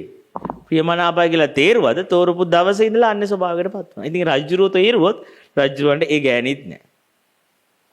ඒකත් ඒ හිටිය රජ්ජුරුවන්ට කඹරන්න වුණාට එයාගේ හිත තියෙන වෙන තැනක. ඕනෙම කෙනෙක් අයිති දේ පා වෙනවා. අයිති නැති දෙයකට තමයි තණ්හා වෙන්නේ. ඒ තමයි මනසේ ස්වභාවය. මනස හැමදාම මනස ඉන්නේ අනාගතයක. මනසෙම අයිති දෙයක ඉන්න බෑ. මනස හැම වෙලෙම අයිති නැති දෙයකට ලං වෙන්න බලන්නේ. අයිති නැති දෙයකයි යාගේ ආශාදේ තියෙන්නේ. ඒ තමයි වැඩේ ඉතින්. ඒකනේ හැම කෙනෙක්ම එක්ස් කෙනෙක් අනිත් පැත්තෙන් ෂේප් එකේ තියාගෙන ඉන්නවා. පොඩ්ඩක් හරි නිකන් ස්කිල් නම නෙමෙයි නිකන් අර කතා කරගන්න හරි පොඩ්ඩක්. විඳින්නේ අනිත් පැත්තේක. ඊට ඒ මිනිස්සේ අල්ල ගන්න ගියාම මෙයාව එයාගේ හිත වෙන අරමුණට යනවා. ඒ කියන්නේ ඒක මං කියන්නේ පුද්ගල දෝෂයක් නෙමෙයි. මේක ධර්මතාවයක් මේ මනසේ තියෙන. මේ මයින්ඩ් එක වැඩ කරන න්‍යාය ඒක. ඒකයි බුදුහාඳුරෝ මෙන්න මේක තේරුම් ගන්න කියලා කියන්නේ. මේ මනසේ ස්වභාවය මට ප්‍රියමනාප නම් මම තේරුවා නම් ඉවරයි. උඹට ඒක නැති වෙනවා. උඹට ඒක දැන් එතනින් එහාට දින ඒක නිසා අඬන්න තමයි. ඒ නිසා වැළපෙන්න තමයි. ඒ නිසා දුක් විඳින්න තමයි තියෙන්නේ. මෙන්න මේක පොඩ්ඩක් නැවත සිහි කරලා ලුවාන්තරන් තෝරන්න නැතුව ඉන්න තාක්කල් හැබැයි ඒ තෝරන්න නැතුව ඉන්න තාක්කල් වෙනම නිදහසක් තියෙනවා. කාටවත් කඹරන්න ඕනේ නැහැ. කාවවත් පිච්චෙන්නේ නැහැ. එයා මේකේ ඉන්නවද නැද්ද කියලා මට අදාළත් නැහැ. නිදහස්. ඒ සැනසෙල්ල තියෙනවා. ඒ සතුට තියෙනවා. ඉතින් මේ කියන්නේ පරිප්පු කන්න යන්න එපා මහාන වෙලා කියලා කියන්නේ. මහාන වෙලා දුක් මේ මහාන වෙලා ඔක්කොම අතහැරලා ආයෙ කඹරන්න යන්න එපා. ආයෙ පිච්චෙන්න යන්න එපා. ආයෙ තෝරන්න එපා ජීවිතේ කිසිම දවසක. ඒ කියන්නේ ඒත් ආයෙ තමන් චේතනාපූර්වකව තෝරන්න යන්න එපා කිසිම කෙනෙක් කිසිම දෙයක්. අන්නේ ඒකයි මහාන. දැන් මහානකමේ අපි කෑම තෝරන්නේ නැහනේ. හැබැයි ලැබෙන දෙයට යනවා. දානශාලාවට අපි දන්නේ නැහැ මොනවද දාන්න තියෙන්නේ කියලා අපි යනවා. අපි තෝරන්නේ නැහැ අද මේක තියෙන්න ඕනේ කියලා ගියොත් අදත් තියෙන්න ඕනේ පරිප්පු කියලා. එතකොට මම පිච්චෙන්න බෑ. චික් අද පරිප්පුත් නැහැ මොනවද ඔයලා තියෙන්නේ කියලා. අර තෝරන්නේ නැති තාක්කල් මට පරිප්පුවෙන් මොනවද පරිප්පු නැතුව කියලා දුකක් නැහැනේ. ඇයි මම තෝරගෙන දානශාලාවට ගියේ නැහැ. ඉතින් මහානකම කියන්නේ ඒකට. මහානකම ඒකයි අපි ඊයේ දේශනාවෙත් කිව්වේ. ගිහි ගෙදරක අපි ඉද්දි අපිට තෝරලා වේරලා උයන්නේ අපි. හැබැයි පැවිද්දට ආවට පස්සේ අපිට එහෙම දෙයක් නැහැ. පැවිද්දෙක් තෝරන්න බෑනේ. යා දෙන දේනේ වළඳන්න ඕනේ. එයාට කියන්නේ නැහැ මට මෙන්න මේ වගේ කඩ කපුව මෙහෙම සිවුරක් ඕන කියලා. එයාට දෙන ආරාමෙන් හරි දායක කෙනෙක් කියලා පූජා කරපු දේ හොඳයි. හැබැයි යා පූජා කරපු දේ දන්නවා මේකත් අන්‍ය ස්වභාවයකටපත් වෙනවා. ඒ නිසා හැබැයි දුකක් නෑ මට ඒක වෙනස් වුණාට. මොකද මම තේරුවේ නෑ. තෝරලා නම් ඉවරයි. රාත්‍රී මට ඇවිල්ලා කියන වාහනේ විකුණද්දි අයින් කර දීලා දුකක් ආවලු. ඒත් ඒ කියන්නේ කොහෙන් හරි දැනක් තේරිලා. ඒ තේරිච්ච කේ වේදනාව තියෙනවා. දීපු දෙයක් නෙමෙයි Taman තෝරලා ගත්ත එකක්. අන්නේ තෝරලා ගත්ත නම් පරිප්පුවක ආහ. පණන් තේරුවේ තෝරපු දෙරේ නුඹේ රුචිය තියෙනවනේ නුඹ ආසාවක් තියෙන හින්දා තේරුවේ ඒක. ඒ තේරුව එකත් එක්ක යනවා. සමහර අය නම් තෝරන්න ඕනේ ටික කාලයක් අර සමහර ඔය බල්ලු හැමේ ගිහලා ආසනය මුලින් හැබැයි ටික කාලයක් ඇසුරු කරද්දි මොකද්ද ලව් එකක් එනවා. ඊට පස්සේ ඌ නැතුව බැරුව යනවා. ඒක වෙනම ප්‍රිෆියුවක්. ඒක මුලින් නම් එපා එපාගෙන හැබැයි දන්නේ නැතුව ටිකක් ඇසුරු කරා යද්දි ඔය ප්‍රියමනාප ගතිය එනවා. තේරෙන ගතිය එනවා. Taman දන්නෙත් නැහැ Tamanට කෙලලා තියෙන්නේ. Taman දන්නෙත් නැහැ දැන් බල්ලට අවු වෙලා තියෙන්නේ. ආන් ඒ වගේ සමහර අය අර මුලදී අර එපා එපා කිව්වට එයාලගේ ගතිය තාම තියෙනව නේද තෝරන ගතිය. ටික කාලයක් ඒක ඇසුරු කරන් යද්දි අසු වෙලා යනවා. ගිහලා ආයෙ පිච්චෙන්න පටන් ගන්නවා. ආයෙ ගිනි ගන්න පටන් ගන්නවා. ඉතින් මෙන්න මේක බුදුරජාණන් වහන්සේ දැන් අපිට මේක පෙන්නනවා. මෙන්න මේක දැන් ටිකක් හොඳට මෙනෙහි කරන්න මේ කාරණේ. මම මේ ශ්‍රමණ ජීවිතයකට ඇවිල්ලා මම නැවතත් මම ආයෙ මගේ අපසරිය හදාගෙන මම මේ ආයෙ උත්සාහ කරන්නේ අර ගිහි ජීවිතේම අර ගිහි ජීවිතේ මගේ ප්‍රියමනාපයි කියලා මම ගයක් හදාගෙන මට ඕනේ කණ්ඩ සිස්ටම් එකක් හදාගෙන මට ඕනේ මිනිහෙක් ගෑණියෙක් හොයාගෙන මං ගත කරපු ලයිෆ් එක තියෙනවානේ. මං ආයෙත් මේ සූදානම් කරන්නේ ආන්ගේ වගේ කම්ෆර්ටබල් සෝන් එකක් හදන්නද මේක ඇතුලේ. මට ඕනේ විදිහේ කුටිය හදාගන්න මට ඕනේ විදිහට මට එක්කෙනෙකුත් මේක ඇතුලේ තියාගෙන මට ඕනේ විදිහට දේවල් හදන්නද මේ මම ආයෙ මහන්සි ගන්න. ඉතින් මං ආයෙ මේක ඇතුලේ පිච්චෙන්න ඕනේ. ආයෙ ගිනි ගන්න ඕනේ. ඒ කියන්නේ වැරදි දෙයක් කරනවා මේක ඇතුලේ. එය ටික දවසක් ගියාම ඕන කෙනෙක්ට පරිසරයට හැදෙනවනේ මේක ඇතුලේ. අපිට ඒ කියන්නේ භෞතික වශයෙන් එයාට මේ එයා කාලයක් මෙහෙ ඉන්න එයාට ඒ අර නිකන් Tamanට හැදෙනවා ඒ වයිබ් එක. වයිබ් එක හැදුනහම අපේ අර පරණ ගතිය ආයෙ එනවා. අර gedara හිටපු කාලේ හිටපු ගතිය තියෙන්නේ. මම ප්‍රියමනාප ජීවිතයක් මම ගත කරන්න යන එක. ඒ ටික ලං කරගන්න එක. ඒ වටේ කරගෙන එක. එතකොට මේක ආවට පස්සේ මේක ඇතුළෙත් බලනවා හැම වෙලේම අර මගේ ප්‍රිය කෙනාව නිකන් දකින්න විදිහට වතක් වුණත් හදාගන්න. ඒ පේන විදිහට වෙන වැඩේ කරගන්න. ආයෙ ටික අපි දන්නේම නැතුව අවිඥානිකව අපි ගෙදර ඉඳන් කරපු දේම අපි ගෙදර ඉන්න කාලේ ගත කරපු ලයිෆ් එක තියෙනවනේ අර ඒ ස්ටයිල් එක ඒකම මේක ඇතුලේ ඒක ආයෙ ඇඳුම වෙනස් වෙලා ස්ථාන වෙනස් වෙලා ඉච්චරයි. ඇඳුම වෙනස් වෙලා ගෙදර කියන එකට ආරාම කියලා නම වැටිලා තියෙනවා. ඇඳුමට සිවුර කියන එක ඇවිල්ලා තියෙනවා ෂර්ට් ගවුම කලිසම කියන එකට. හැබැයි අර මයින්ඩ් එක යන්නේ අතන. මනස යන්නේ අර පරණ ගත කරපු ලයිෆ් එකමයි. ආයෙ හදන්න. ඒතර ආයෙත් අරයා පැවිදි වුණාට අර ගින්න තියෙනවා. ඇයි අර පැවිදික මේ නිදහස දන්නේ නැහැ නේද? අර මේ පැවිදි ජීවිතේක තියෙන නොතේරපු ජීවිතේ තියෙන ප්‍රී එක. අර චීනයේ බුද්ධ ආගම මම නිකන් නිතර කියන කතාවක්. චීනයේ බුද්ධ ආගම ගෙනිච්චට පස්සේ බෝධිධර්ම හාමුදුරුවෝ චීන අධිරාජ්‍ය අහනවානේ දැන් යා උදැල්ලක් උසම අමුතු විදියක භික්ෂුවක් නේ අර බෝධිධර්ම හාමුදුරන්ගේ තියෙන්නේ මහා වෙනස් ක්‍රමයක්. එයා හැම වෙලෙම උදැල්ලක් අරගෙන යන්නේ. කියන්නේ අර භික්ෂුවක් වුණාට අපි දකින විදිහේ භික්ෂුව නෙමෙයි ටිකක් අරනේ අර හරි නිකන් ඇක්ටිව් ගොඩක්. හරි මේ ඒකනේ සෙන් හාමුදුරුවෝ ගොඩාක් වැඩ කරන්නේ. සෙන් හාමුදුරුවෝ වගා කරනවා. ඒ අර ඒ සෙන් ක්‍රමයේ ගේන්නේ බෝධිධර්ම හාමුදුරුවන්ගෙන්නේ. ඒ බෝධිධර්ම සෙන් ක්‍රම කියන 27 වෙනි ආචාර්යවරයා. එයා තමයි හැබැයි ලෝකෙට සෙන් කියන එක ප්‍රසිද්ධ කරේ. හැබැයි යාගේ ක්‍රමය අර සාමාන්‍ය අපි දකින්න සාම්ප්‍රදායික භික්ෂුත්වයේ නෙමෙයි. අර වගේ හරිම මේ ක්‍රියාශීලී හරි ජව සම්පන්න හරි ඇක්ටිව් මහාන ජීවිතයක් යන්නේ එක. එතකොට යා චීනෙට ගියාට පස්සේ චීන අධිරාජ්‍ය කියන මම මේ වගේ පින්කම් කරලා තිනවා මොනවද ඒකේ විපාක කියලා. ඒතර කියනවා ඔබ කරපු ඔය හැම එකම පවක් කියනවා. ඇයි කියලා අහන. ඉතින් මම අරක කළා මේක කරා කියලා ලොකු ආඩම්බරයක් තියෙනවා. මම මේ ඔය අතීතයක් අල්ලගෙන මේ මොහොතේ සිහියෙන් ඉන්නේ නැතුව මේ මොහොතට අවදිය මං අරක කරාය මේක කරාය කියලා අල්ලගෙන මේ මතක ගොඩක් අල්ලගෙන ඒ වගේ läගගෙන ඉන්නවා. ඉතින් ඔය ඔක්කොම පාපයක් කියනවා. චීන අධිරාජ්‍යයට කේන්ති යනවා. කේන්ති කියලා කියනවා. මේ වගේ භික්ෂුවක් ඕනෙත් නෑ මගේ පන්සලේ මේ රජේවත් ඉන්න. හැබැයි මම මරන්නේ නෑ භික්ෂුවක් ඉඳලා. නැත්නම් මට කරේ එන අපහාසයක් මේ අධිරාජ්‍යයට. අධිරාජ්‍යව ගණන් ගත්තේ නෑ. නිකන් ඔය ඔක්කොම පව් කිව්වා එච්චරයි. ඊට පස්සේ කියනවා මේ රාජ්‍යවත් මම ඝාතනය කරන්නේ නෑ භික්ෂුවක් ඉඳලා. හැබැයි මේ රටේවත් ඉන්න එපා කියලා. මේ රටේවත් ඉන්න එපා කියලා ඊට පස්සේ යනවා. බෝධර්මාඳුරු කියන මට එහෙම අවශ්‍යතාවයකුත් නැහැ. මට කිසිම වේදනාවකුත් නැහැ. මට දුකකුත් නැහැ. මට එහෙම කොහෙවත් läගගෙන ඉන්න ඕනේ කියලා අදහසකුත් නැහැ. මං යන්නම් කියනවා. කළා අනිත් පැත්ත ඇල්ලා වඩිනවා. උන්වහන්සේ වඩිද්දි එක අමාත්‍යවරයෙක්ට හිතෙනවා මහා මොකක් හරි පොඩි අමුතු කෙනෙක් මේ. කිසිම බයක් කියලා එකක් ගෑවිලා නැහැ. ඇස්වල කිසිම දුකක් කියලා එකක් ගෑවිලත් නැහැ. මහා දැක්කහම නිකන් ඒ තේජස ආපු තේජසමයි යන්නේත් ඇරිලා. කිසිම වරියක් කම්පනයක් කිසිම දුකක් නෑ. ඒ ඇස්වලවත් කිසිම දුකක් වෙන්නේ නැහැ. ඒ විදිහටම හැරලා යනවා. එකම සිනාවෙන් එකම ස්වභාවයෙන් යනවා. එතකොට යන ගමන් අර අමාත්‍යවරයා පිටිපස්සෙන් ගිහිල්ලා කියනවා වහන්සේට බැරිද මං හදලා දෙන්නම් පන්සලක් වහන්සේ ඉන්න. වහන්සේ යන්න එපා මේ රාජ්‍යෙ මම දේශ සීමාව කෙලවර මම වහන්සේට වෙනම ආරාමයක් හදලා සකස් කරලා දෙන්නම් වහන්සේ මේ ආරාමෙම ඉන්න කියලා.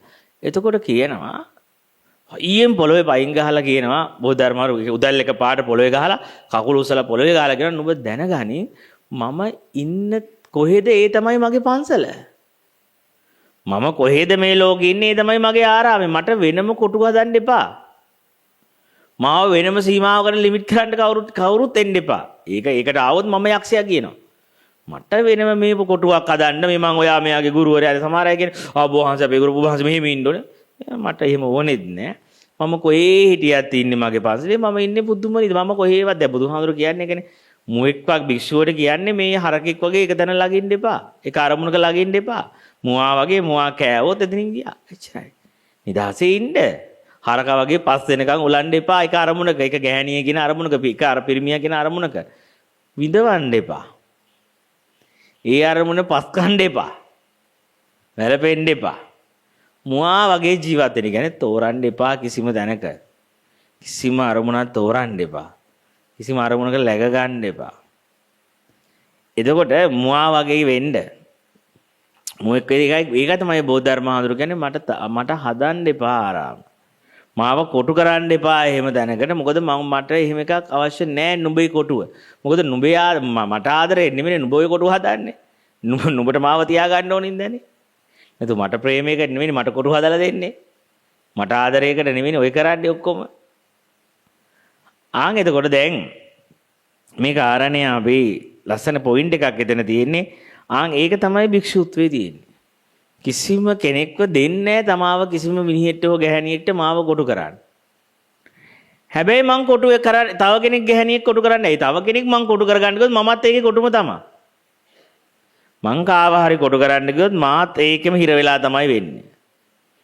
ඒ නිසා ඔන්නෝක තමයි බුදුහාරගෙන නුඹ ප්‍රියමනාපයි මට හොඳයි කියලා නුඹ තේරුවද තෝරපු තැන නුඹ කොටු වෙලා. හරි දැන් එතකොට මේක අපි ටික ටික තේරුම් ගන්න. දැන් අපිට මං කියන්නේ දැන් අපිට අවශ්‍ය කරන්නේ මෙහෙම දේශනාව ඇහෙද්දි ඇත්තටම මොකද්ද අපිට වෙන්නේ? ඔබ මෙහෙම ඔබ දන්නේම නැතුව මේවා මෙහෙම අහන් ඉන්නව නේද හැමදාම? අහන් හිටියම ඔබ ටික කාලයක් ඇද්දි ඔබ දන්නේ නැතුවට ඔබගේ ඇතුළ ශූන්‍ය වෙන්න ගන්න. දැන් මේ කියන වචන ඔබට දැන් හිතෙන්නේ මේ මොනවද ඉතින් හැමදාම මේවා අහන් ඉන්නවනේ කියලා. ඔබ අහන් ඉඳලා වැඩි කාලයක් ඔබට මේක මෙහෙම ඒක තමයි සම්මා දිට්ඨිය කියන්නේ මෙහෙම අහගෙන ඉද්දි මාව ශූන්‍ය වෙන්න යනවා. ශූන්‍ය කරන්න කියලා මොන හරි ගියොත් ආයෙ මම හිර වෙනවා. මං කියන්නේ ඔබට මහා ලොකු දෙයක් කරන්න නෙමෙයි.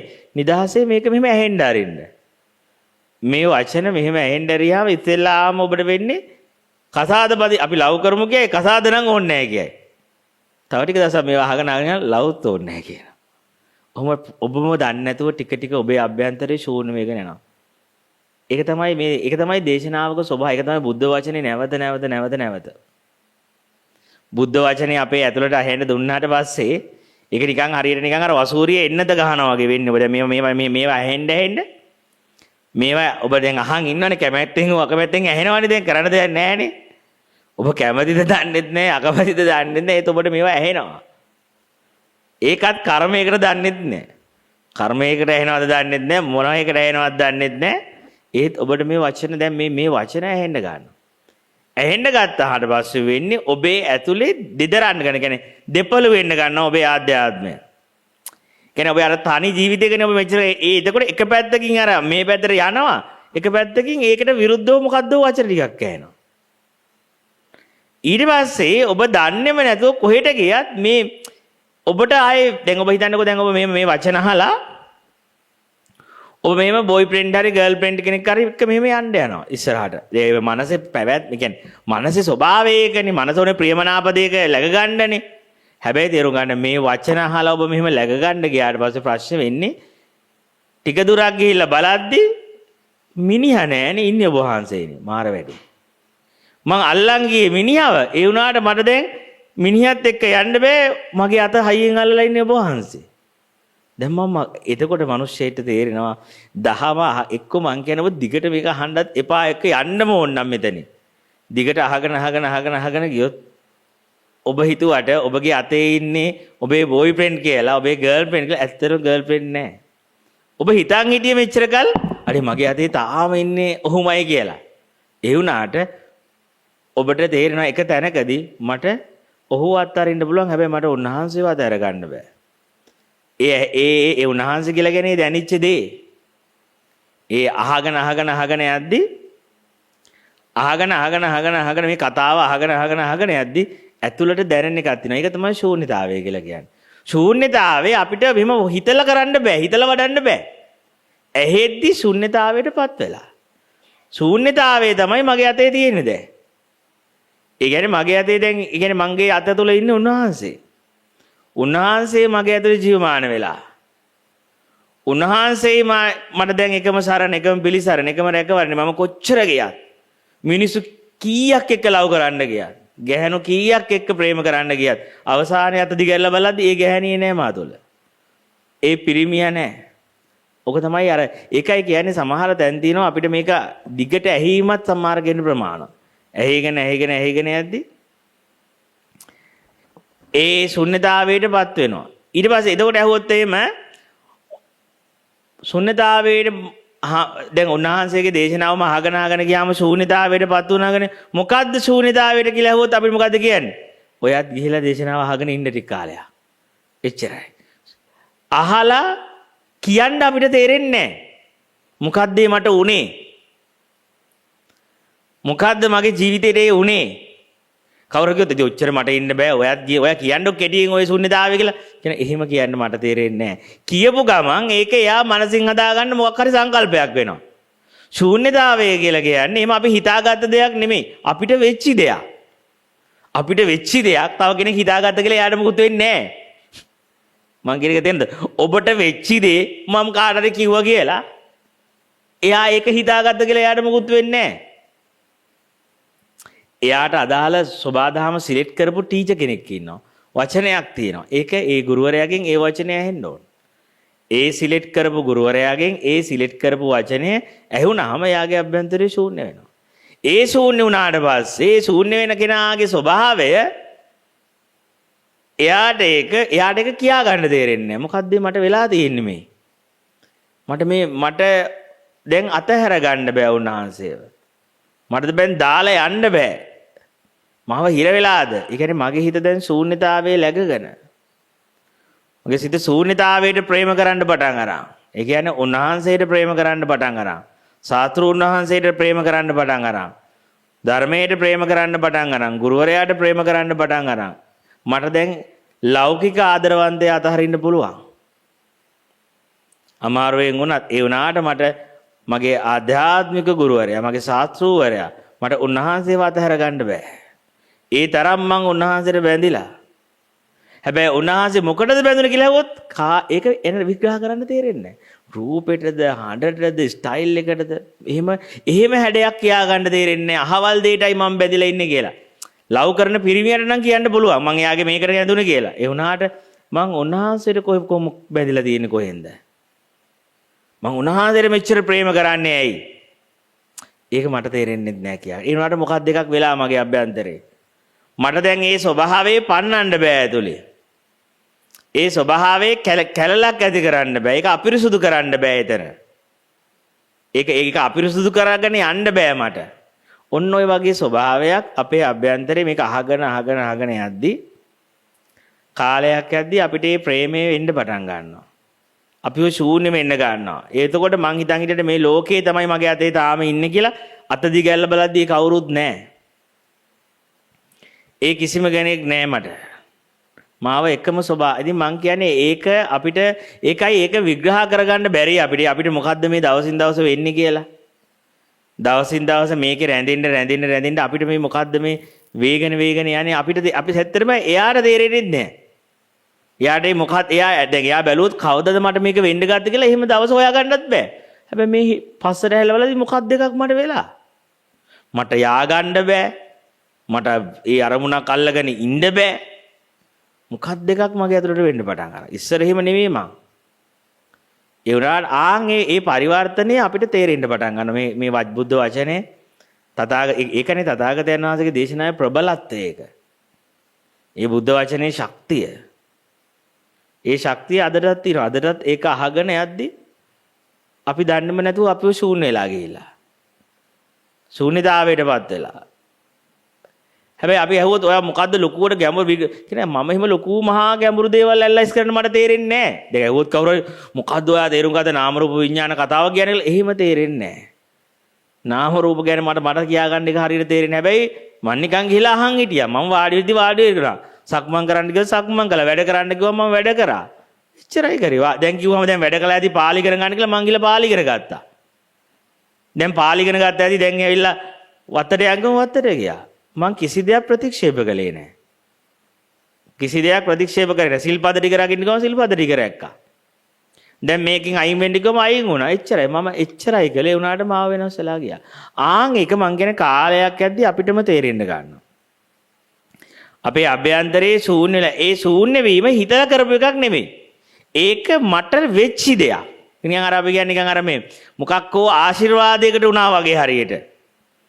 එතන මට තේරෙන්නේ නැහැ මට මේ මොකක් හින්දා මෙහෙම එකක් වුණාද කියලාවත්. නැතුම් මගේ මොකක් හරි පව එකක්ද මගේ බලයක්ද ඒක තේරෙන්නේ. මගේ බලය ඔය කියන මහා වැඩර කෙනෙකුත් නෙමෙයි මම. මහා නිකන් මේ පවර්ෆුල් කෙනෙකුත් නෙවෙයි. ඒ වුණාට මාව සම්පූර්ණ මාර හයියක් තියෙනවා ඇතුලේ. ඕනම දෙයක් දැන් දරන්න පුළුවන්. ඕනෙම හිමිවීමක් දරන්න පුළුවන්. ඉස්සර මට බෑ එහෙම දෙයක්. ඉස්සර මම මැරෙන්න හදනවා. ඒ වුණාට දැන් මට ලොකු හයියක් ඇවිල්ලා ඕන වේදනාවක් ඕන දුකක් දරන්න කොහෙන්දෝ ශක්තියක් ඇවිල්ලා. කොහෙන්දෝ බලයක් ඇවිල්ලා. මං කියන ඔන්න ඔය ටික අපිට අභ්‍යන්තරේ තේරෙනවා. මේක අහගෙන දැන් මේ ප්‍රියමනාප දේවල් නිසා දුක වෙනවා කියන අපි මේ ඒ වචනේ දැන් මේක අහගෙන යනවා මේ. මොකද්ද මේ කියලා තියෙන්නේ කියලා. අහගෙන අපිට තේරෙන්නේ නැහැ දැන් ඔබට දැන් මේ වෙලාවේ තේරෙන්නේ නැහැ ඔබ වෙනස් වෙනවා කියලා. ඒ වුණාට මේක එන්නත් වෙනවා මේ වසූරිය. මේ ඉන්ජෙක්ෂන් එක වදිනවා අපේ ඇතුළට මේ මරණ ඉන්ජෙක්ෂන් එක. මේක වැදිලා ටික අපිටත් නොදැනී අපිව පොඩ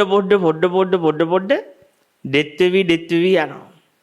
ඒ ඩෙත් වෙලා ගියාට පස්සේ ඇත්තටම අපි ආස මරණයට මිසක් ජීවිතේ ආයේ අපි ඉල්ලන්නේ මරණය මට දෙන්න. අපි දන්නේ අපි කවදාකවත් ඉල්ලුවේ නැහැ මරණය.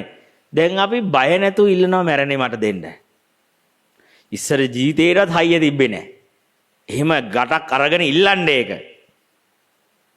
ජීවිතේටවත් මරණය වසකුප්පි අර මේ වසකුප්පි අතර ගන්න අපිට මේ සොක්‍රටිස් වගේ අපි හයිය තිබ්බේ නැහැ ඉස්සෙල්ලා මරණය දැන් අපිට මාර හයියක් තියෙනවා. මේ බුද්ධ වචනේම අහලා මොකද්දෝ මන්ද එකකින් ලොකු හයියක් ඇවිල්ලා අපිට ලොකු ශක්තියක් ඇවිල්ලා අපේ ආත්ම වලට. නිකන් හරියට සූරපප්පා වගේ අර අරිෂ්ඨ බිවෝ වගේ. සූරපප්පාගේ වෙදපප්පාගේ අරිෂ්ඨ බිවෝ වගේ අපිට තේරෙනවා මොකද යකෝ ඕනේ ටික ආය නිකන් අර අරිෂ්ඨ බිප්පු ජිම්පප්පා වගේ කඩාගෙන යන්න පුළුවන් ආය අර ගෝල් කාරේ ඔක්කොම ටික කඩාගෙන යන්න කොහෙදෝ ජවයක් කොහෙන්දෝ ආපු හයියක් ඒ අපේ රැස් වෙන්න ගන්නවා. ඒක තමයි මේ වචන මේ එකයි මගේ සමාල්ලායට මේ ඇත්තටම මෙතන අවශ්‍ය වෙන්නේ අර ඔබ මේ දේශන අනම්මනම් ඔක්කොම ඕන වෙන්නේ මේ ඔබ මේ ටයිම් එක ඇතුලේ තියාගන්න. ඉන්න හිතෙන්නේ නැහැනේ ටක් ගාලා පනින්නනේ ආස. අර ඒක තියාගන්න ප්‍රෝග්‍රෑම් වෙනස් කර අපි සතියට එක එක ප්‍රෝග්‍රෑම් දදා මෙහෙම දේශනා කරනවා අරවා දදා මේව දදා රඳවනවා මේක ඇතුලේ. ඒ රැඳවීම ඇතුලේ තමයි මේ එන්නද වදින්නේ. මොකද හිත කැමති ටක් ගාලා පයින්නනේ මෙතනින්. ටක් ගාලා පැනලා අර තමන්ගේ නාටකන් ලෝකේ ඉන්නනේ. අර තමන්ගේ අබ්බැහි ලෝකේ. අර මුකුත් ප්‍රෝග්‍රෑම් එකක් නැතුව තියන්න කිව්වොත් ඉන්නේ නැහැ නේ ඉන්න බෑනේ හිත පිසු කෙලිනවනේ. ඒකින්ද ටයිම් ටේබල් හදා අර කස්සේ රඳවලා තියෙන කාලය ගෙවනවා මේක ඇතුලේ. මේ කතාව ඇතුලේ කාලය ඒ කාලය ගෙව තමයි අපි දන්නේ නැතුව අර ඔපරේෂන් එක අපේ වෙන්නේ.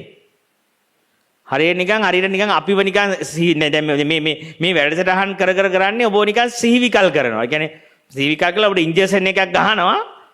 ඔබ දැන් මේ ඒ කියන්නේ ඇනස්තීසියා ගහලා වගේ කරන්නේ. කියන ඔබේ සිහි මුර්ජා කරලා තියෙන්නේ. සිහි නැති දැන් සිහි නැති කළා ඔබ දැන් ඇත්තටම මේ වචනයි මේව අනම්මනම් වැඩසටහනොත් එක ඔබ දන්නේ ඔබ සිහි විකල් කරලා. කියන්නේ ඔබ සිහි නැති කරලා තියෙන්නේ. සිහි නැති කරන අතර ඔපරේෂන් එක කරනවා. ඊට පස්සේ දැන් හිතන්නකො රැඳ දැන් අපිට මතකයි අපිව ගෙනිච්ච තියටර් එකට ආයෙ එතනින් එහාට මුකුත් මතක නැහැ. උදේ නැගිටිද්දි ඔක්කොම ඔපරේෂන් කරලා ඔක්කොම ලෙඩෙත් හොද කරලා මම දන්නෙත් නැහැ. ඔක්කොම අර පිළිකාවත් අයින් කරලා කවුරු ඔපරේෂන් කළාද දන්නෙත් නැහැ. කොහොම වුණාද දන්නෙත් නැහැ. හැබැයි උදේවිදි පිළිකාව නැහැ. ඔන්න ඔය වගේ එකක් තමයි අපි කාලයක් මේ දේශනාවල් අහගෙන මේ ප්‍රැක්ටිස් එකේ යද්දි අපිව එක්තරා කාලයක වකවානුවකට අපිට දැනෙන්නේ නැති කරනවා. මේ ඔක්කොම අපිට ගහනවා ඉන්ජෙක්ෂන් එක. නිකන් හරියට අපි මෝහණයක ඉන්නවා වගේ. අපිව නිකන් අර ඒකනේ අර මෙයා කියන්නේ මාක්ස් නේද කියන්නේ අබින් කියලා.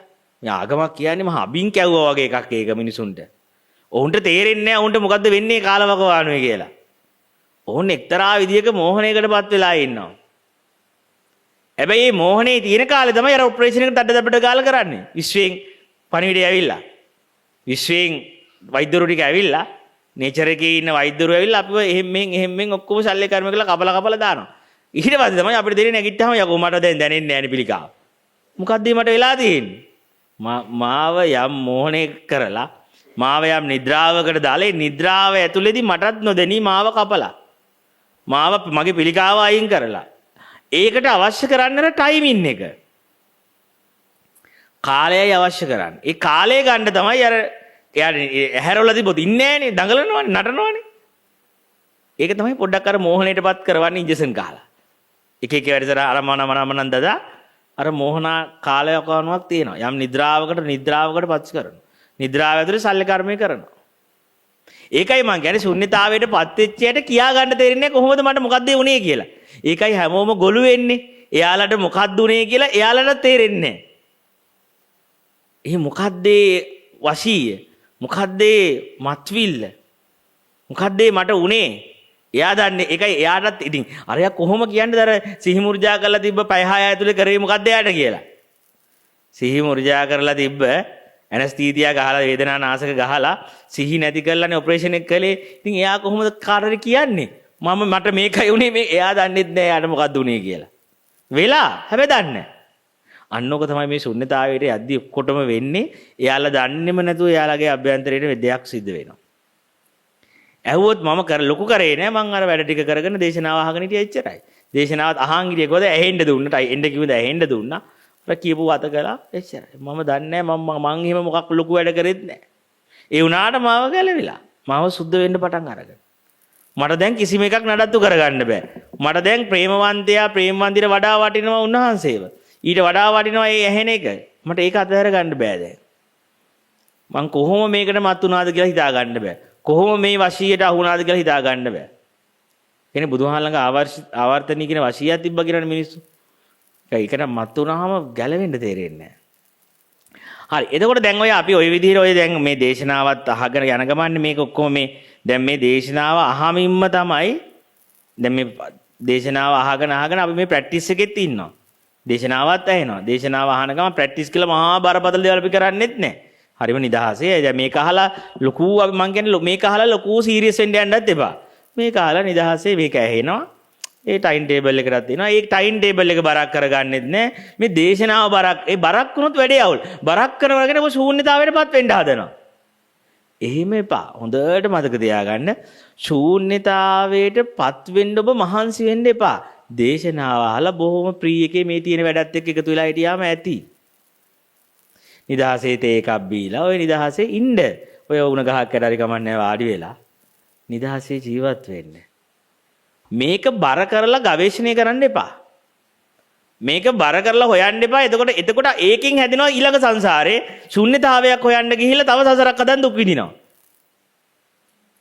මේ ඔක්කොගෙම ගැලවෙන්න කියලා දැන් හරිනේ දැන් ගන්න ඕන ලොකුම තීරණේ අරන් ඉවරනේ. දැන් ආයේ උතරින් ආයේ දඟලන්න එපා. දැන් තියෙන නිදහසේ මේ ජීවිතේ විඳින්න පොඩ්ඩක් මේ ගත්ත තීරණයක් ගත්තානේ දැන්. ඒ අරගෙන දැන් පැන්නානේ. දැන් ඉතින් දැන් තියෙන්නේ පොඩ්ඩක් නිදහසේ තේ එකක් බොන්න. නිදහසේ නිකන් ඉන්න දැන් මේ ඉස්කෝලේ නිමාඩු කාලේ වගේ මේ දැන්. ආයේ දැන් වැඩි හිතන්න ඕනේ දැන් තියෙන්නේ නටන්න, ගයන්න, වයන්න. දැන් ආයේ පාඩම් කරන්නවත් මොකුත් නැහැ විභාග නැහැ. ඔය විභාග ඔක්කොම දීලා ඉවරයි දැන්. දැන් නිමාඩු කාලේ තියෙන්නේ. දැන් සෙල්ලම් කාලේ තියෙන්නේ. දැන් ආන්නේ ඒ වගේ මේ ප්‍රැක්ටිස් එක ගන්න. මම මේ කියන කතාව වලදී මොනවද මේ විහිළුද මේ කියන්නේ කියලා එනකොට මන් දන්නේ මට තේරෙන්නේ මාත් ඔය එන්න ඔළුව දත් මිටි කාගෙන මේ ශුන්‍යතාවය හොයන්න ගියා. මට දෙනවා දවසින් දවස මාව හැක් වෙලා යනවා. මේක ඇහෙන්න දීලා නිදහසේ තේ එකක් බීලා බෝල ගහලා හිටියට පස්සේ වෙනම සිද්ධියක් වෙනවා. ඒකත් දැන් වෙනම දෙයක් කියලා ඒක හොයන්න යන්න දෙපා. දැන් තේ එකක් බීලා මං ඉන්නනේ කෝ තාම උන්නේ නැහැ නේ ඔය කිම්නාස වෙච්ච දේ. තව ආයේ සීරියස් නේ. ආයේ බරපතල වෙන්න යනවා. පුළුවන් ආන්තරම් ප්‍රැක්ටිස් ටච් එකේ ඉන්න. හැබැයි අර සැහැල්ලුව පොඩ්ඩක් මේ අර ජොලි බටු ගතිය නැති කරන්න එපා. ඕක අහලා මුටුවක් හරි හදාද මේක අහලා වඩු මඩුවක් හරි හදාද පිරමීඩයක් හරි හදාද හරිම රිලැක්ස් හිනාකකා ඉන්නවා. මේක අහලා අපිට මේක අහලා වෙන කරන්න එහෙම ලබන්න දෙයක් නැහැ. අර ඒ වෙලාවට දෙයක් කරනවා මිසක් එහෙම නිකන් ලොකු ටාගට් එකකට දෙයක් කරන්නේ නැහැ. එහෙම අපිට එහෙම ඊළඟ මොහොතේ එහෙම ලබන්න දෙයක් නැහැ.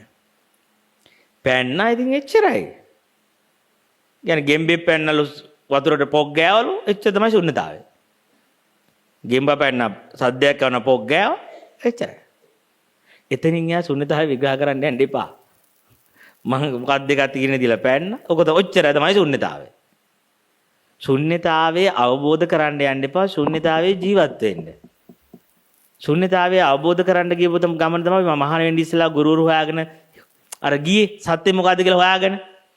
ඒ තමයි ශුන්‍යතාවයේ ඒකත් ඕනේ. ඉතින් ශුන්‍යතාවයේ අවබෝධ කරන්න ගියපු කාලේ එපා අපේ ලයිෆ් එකේ. ඒ මොකක්ද ඒ දහම? ඒ අගුරුවරු හොයාගෙන ගියා, දේශනා අහගෙන ගියා.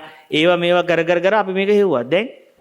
හරි දැන් අපි කරන්න අවශ්‍ය කරන්නේ ශුන්‍යතාවයේ හොයන්න එපා. ශුන්‍යතාවයේ ජීවත් වෙන්න. ශුන්‍යතාවයේ ජීවත් වෙන්න ක්‍රමයක් හදන්න එපා. ඔය තියෙන එකේ වැඩ ටික කරන් ඉන්න එච්චරයි. ඉන්නේ ශුන්‍යතාවයේ තමයි. හෙටක් නැත්තම් එයා ඉන්නේ ශුන්‍යතාවයේ තමයි.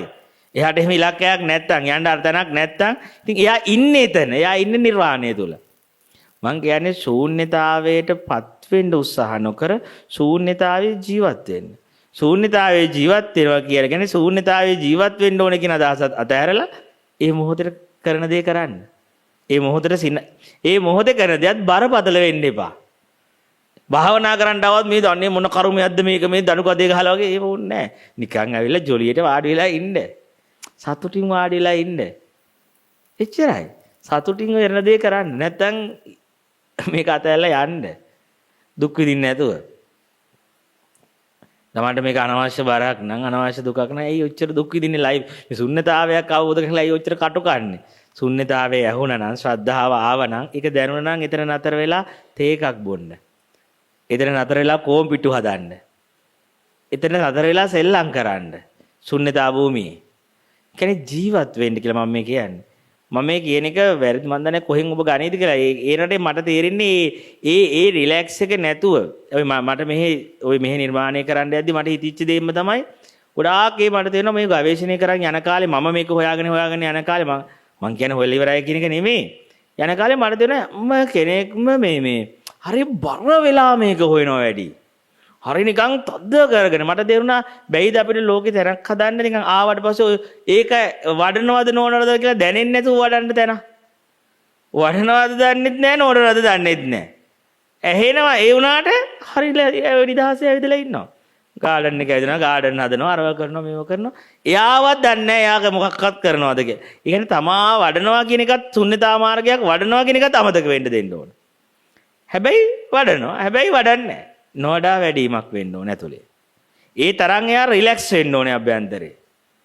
ඒ රිලැක්ස් බව තමයි එයාට අර ප්‍රත්‍යක්ෂයටපත් කරන්නේ. ඇතර ප්‍රත්‍යක්ෂයේ ජීවත් කරන්නේ ඒ රිලැක්ස් එක. ඒකයි මගේ ශුන්‍යතාවය කියන්නේ හොයන එකක් නෙමෙයි. ශුන්‍යතාවය කියන්නේ ජීවත් වීමක්. ශුන්‍යතාවයේ ජීවත් වෙන්නේ ශුන්‍යතාවයේ ජීවත් වෙදී මූණවල් hinaවෙන් පිරීලා. අපි තේ බොනවා, ගයනවා, වයනවා, නටනවා, සමරනවා, අපි ජීවත් වෙනවා. අපිට හෙටක් නැහැ. අපිට එහෙම අවුලන්නේ අපි ගහ කොඩි ගහ යටද ඉන්නේ. අලි මුඩුක්කුවේද ඉන්නේ. අදාළ නැහැ එකක්වත්. අපි ඉන්නේ ශුන්‍ය කොහේ හිටියත් ඉන්නේ ශුන්‍යතාවයේ තමයි. ශුන්‍යතාවයේ ජීවත් වෙන කෙනෙක්ට අදාළ නැහැ එයා ඉන්න භෞතිකය මොකද්ද කියන එක. එයා ඉන්නේ කොහේ ගියත් එතන තමයි. එතන හොයන්න එපා කියලා මම මේ කියන්නේ. හෙවීම අතහැරෙන්න දෙන්න. හෙවීමෙන් නිදහස් වෙන්න දෙන්න. නිදහස් වීම බරක් කරගන්නත් එපා. මම දන්නේ මම මෙහෙම ඔබට කියද්දි ඇත්තටම මම එක කිව්වේ මේක තේරුම් ගන්නකොට මම මේ කියන වචනයත් එක්ක ඔබ නිහඬ වෙද්දී ඔබට යමක් දැනෙයි.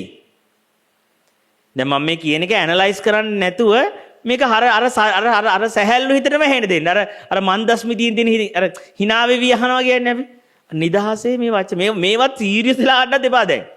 බර වෙලා එන සීරියස් ගිහිල්ලා ගැඹුර කර එහෙම ඕනේ නැහැ. හරිම නිදහසේ අහන්න දෙන්න.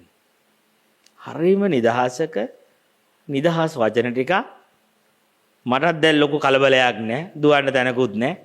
හරිම නිදහසේ ඇහෙනවා. එතන තමයි අර මං කිය ඔපරේෂන් එක වෙන්නේ. එයා එතන නිදහසේ ජීවත් වෙන්න ඕනේ. එයා නිදහසේ භාවනාවට ඇවිල්ලා වාඩි වෙන්න ඕනේ. එයා නිදහසේ මේ දේශනාව ඇහෙන්න ඕනේ. මේක ජොබ් එකක් වුණොත් දරතයක් තියෙනවා ඇස්සේ. මේක පලායි. එතකොට මෙයාට ඒ පරිවර්තන වෙන්නේ නැහැ ඇත්තට. මොකද එයාට මේක තව වැඩක්. සමරනවා නෙමෙයි. තව දවසේ ටයිම් ටේබල් එකේ තව ජොබ් එකේ තව කෑල්ලක් වගේ. එහෙම කරන්න එහෙම වුණොත් වැඩි අවුල්. එහෙම එකක් කරන්න එපා. එහෙම එකක් නෙමෙයි මං කියන්නේ මේකේ පුළුවන් ආදරෙන් දැන් නිදහසේ ජීවත් වෙන්න කියලා කියන්නේ. ඒකමයි මේ කතාව මට තේරෙන විදිහ මට හැඟෙන මට්ටම. හරි. එතකොට ඔය හැඟෙන ගමම්ම දැන් ඔක අපිට තේරෙනවනේ අපිට ඔක දැනෙනවනේ. ඒ දැනෙන ගමම්ම අපි තේරුම් ගන්න ඕනේ දැන් හරි දැන් මම ඔක හරිම නිදහසේ අහනවා.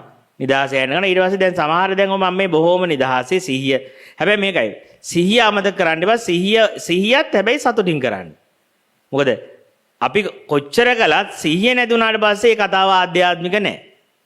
අපි අර මේ මොන වැඩක් කරත් දැන් සිහියත් බරක් කරගන්නත් හැබැයි ඒ ක්‍රියාවෙන් ක්‍රියාවට සිහිය මාරු වෙන්න ඕනේ.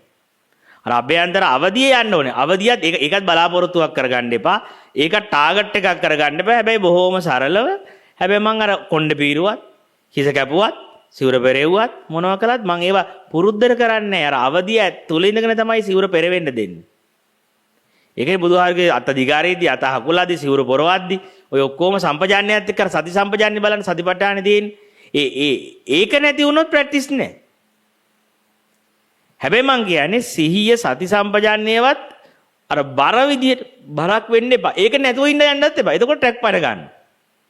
එහෙම නැති වුණොත් එම අපි අර පූර්ණ අපේ අර පරණ ඇබ්බැහි වලට ගිහිල්ලා ඒ සිහිය නැති වුණාමනේ අපි පරණ අරමුණේ රින්ගන්න ඕනවට වඩා. ඒකයි කියන්නේ අර සිහිය මොනවා නැතත් අර සිහිය පිටිපස්සෙන් තියෙන්න අරින්න. හැබැයි මම ආයෙ වචනයක් කියනවා සිහිය බර විදියට තියෙන්න අරින්න එපා. සිහියත් බොහොම රිලැක්ස් එකේ තියෙන්න අරින්න පිටිපස්සේ. සිහිය වුණත් ප්‍රාර්ථනාවක් බවට පත් කරන්න එපා. දැන් සිහිය බලාපොරොත්තුවක් ඔය ඕනම හොඳට තේරුම් ගන්න මම මොනවා හරි දෙයකට බැඳුනා කියලා හොයාගන්න තියෙන සාක්ෂිය තමයි බැඳීම එක්ක ප්‍රාර්ථනා වෙනවා. හොඳට බලන්න කොහේ හරි දැනකට මම බැඳිලා නම් මගේ ඇතුලේ ඒ පිළිබඳ යම් බලාපොරොත්තුවක් තිරේ බලාපොරොත්තු බිඳ වැටීමේ වේදනාවනේ විඳින්නේ අපි.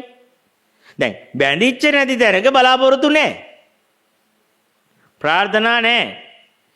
එතකොට මම තේරුම් ගන්න. එතකොට දැන් හොඳට තේරුම් ගන්න මම ජීවිතේ කොහේ හරි තැනක බලාපොරොත්තුවක් තියෙනවා නම් මට සතිය තාම තේරිලා නැහැ.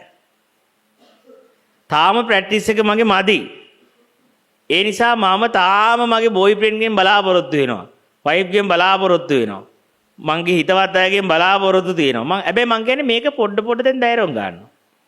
දැන් මම ටික සිහිය වඩන ගමන් මගේ හිත හිර වෙනවා නම් කොහේ හරි මගේ කොහේ හරි තැනක දුකක් එනවා නම් දැන් මං කියන්නේ මේක නිකන් පේන්න අරින්න අර සිහියට දැනෙන්න අරින්න. අර සිහියෙන් ඉන්න ගමම්ම මට දැන් තේරෙන්න ගන්නවා මම කොහේ හරි තැනක ප්‍රියමනාප දෙයකට බැඳිලා වැඩි මගේ හිත. ප්‍රියමනාප දේ ග්‍රහණය කරලා වැඩි. ඒ ග්‍රහණය කරලා වැඩි ඉඳ මගේ බර වෙනවා මාව. මට ඊර්ෂියාව වෙන්න ගන්නවා. මාව පිච්චෙන්න ගන්නවා.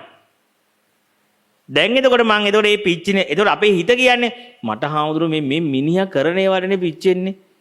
බලන්නකො මෙයාට බැරිද මෙහෙම නොකර ඉන්න. මාව මෙච්චර රිද්දන්න නැතුව ඉන්න මාව මෙතන එතකොට අපි කියන ඔයාගේ සිහිය සහ නුවණ මදි. ඒ කියන්නේ ඔයා තවම විශ්වාස කරනවා. තාම ඔයා විශ්වාස කරනවා දුක දුන්නේ ඔබමයි කියලා.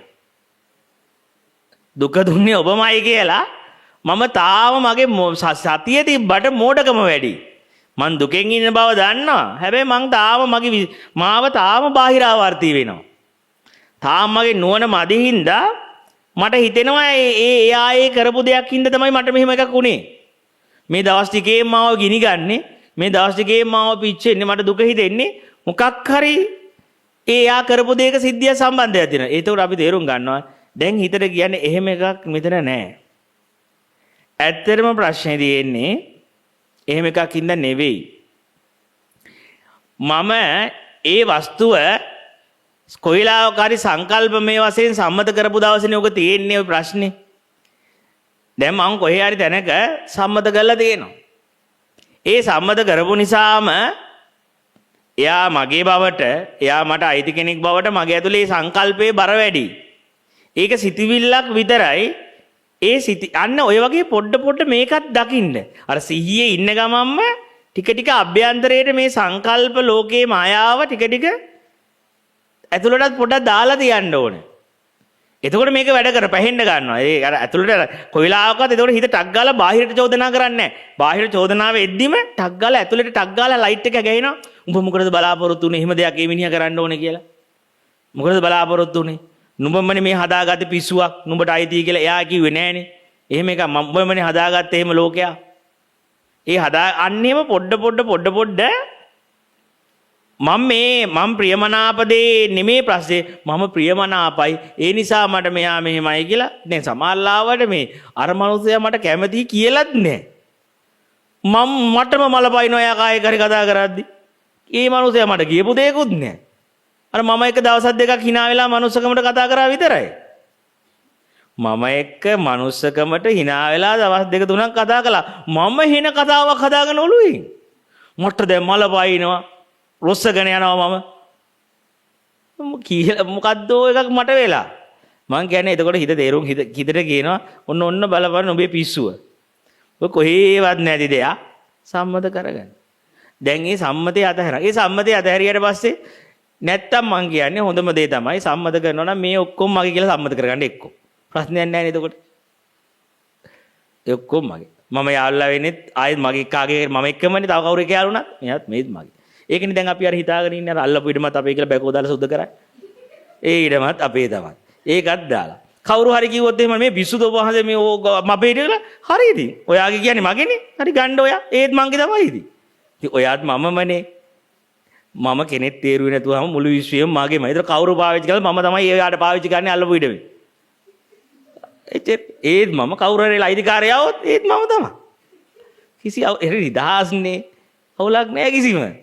කවුරු හරි මේකත් ඇල්ල මොකක් හරි කරලා ඒත් මම තමයි ඉතින් කිසිම ප්‍රශ්නයක් නැහැ මම ග්‍රහණය කළා නේ ඒ බැඳ නේද ලව් කරපුවා මම බැඳේ කිසි ප්‍රශ්නයක් නැහැ ඒක ඒ අර අයිතිය නැති වුනහම එයා නිකන් මේ ඔක්කොම අයිතිය වගේ රජා වගේ ඉන්නේ කිසිම වේදනාවක් එන්නේ නැහැ ඒ පටු නැහැ නේදන පටු නැහැ ඉතින් අපේ වගේ අපි බැකෝ කරන ඔක්කොම ටික අයිතිකාරයාම කරන බාණ්ඩ අපි වාට පාරත් හදලා දුන්නා ලස්සනට ඔක්කොම අයවත්තේ ඔක්කොම ප්ලැට් කරලා දුන්නා කිසි ප්‍රශ්නයක් නැහැ ගන්න ඔයා ගන්න මට තරම් කරන්න ඕනේ නැහැ. තරම් කරන්න කිසිම අවශ්‍යතාවයක් නැහැ. තරම් කරන්න ඕනෙත් නැහැ. සටම කරන්න අවශ්‍යත් නැහැ.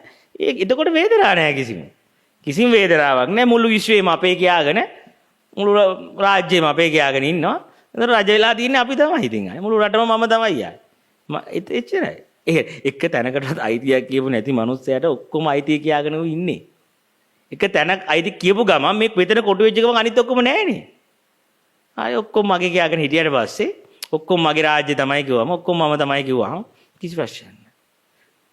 ආන් ඒ වගේ මට තේරෙන්නේ නැටි මේ ඒ තමයි කොටුවෙන් අයින් වුණාට පස්සේ දැනෙන්නේ සමස්තේම අයිති වුණා වගේ. කිසිම දුකක් දැනෙන්නේ නැහැ මොනවා නැති වුණ නැති මැරෙන දවසට කිසිම දුකක් නැහැ.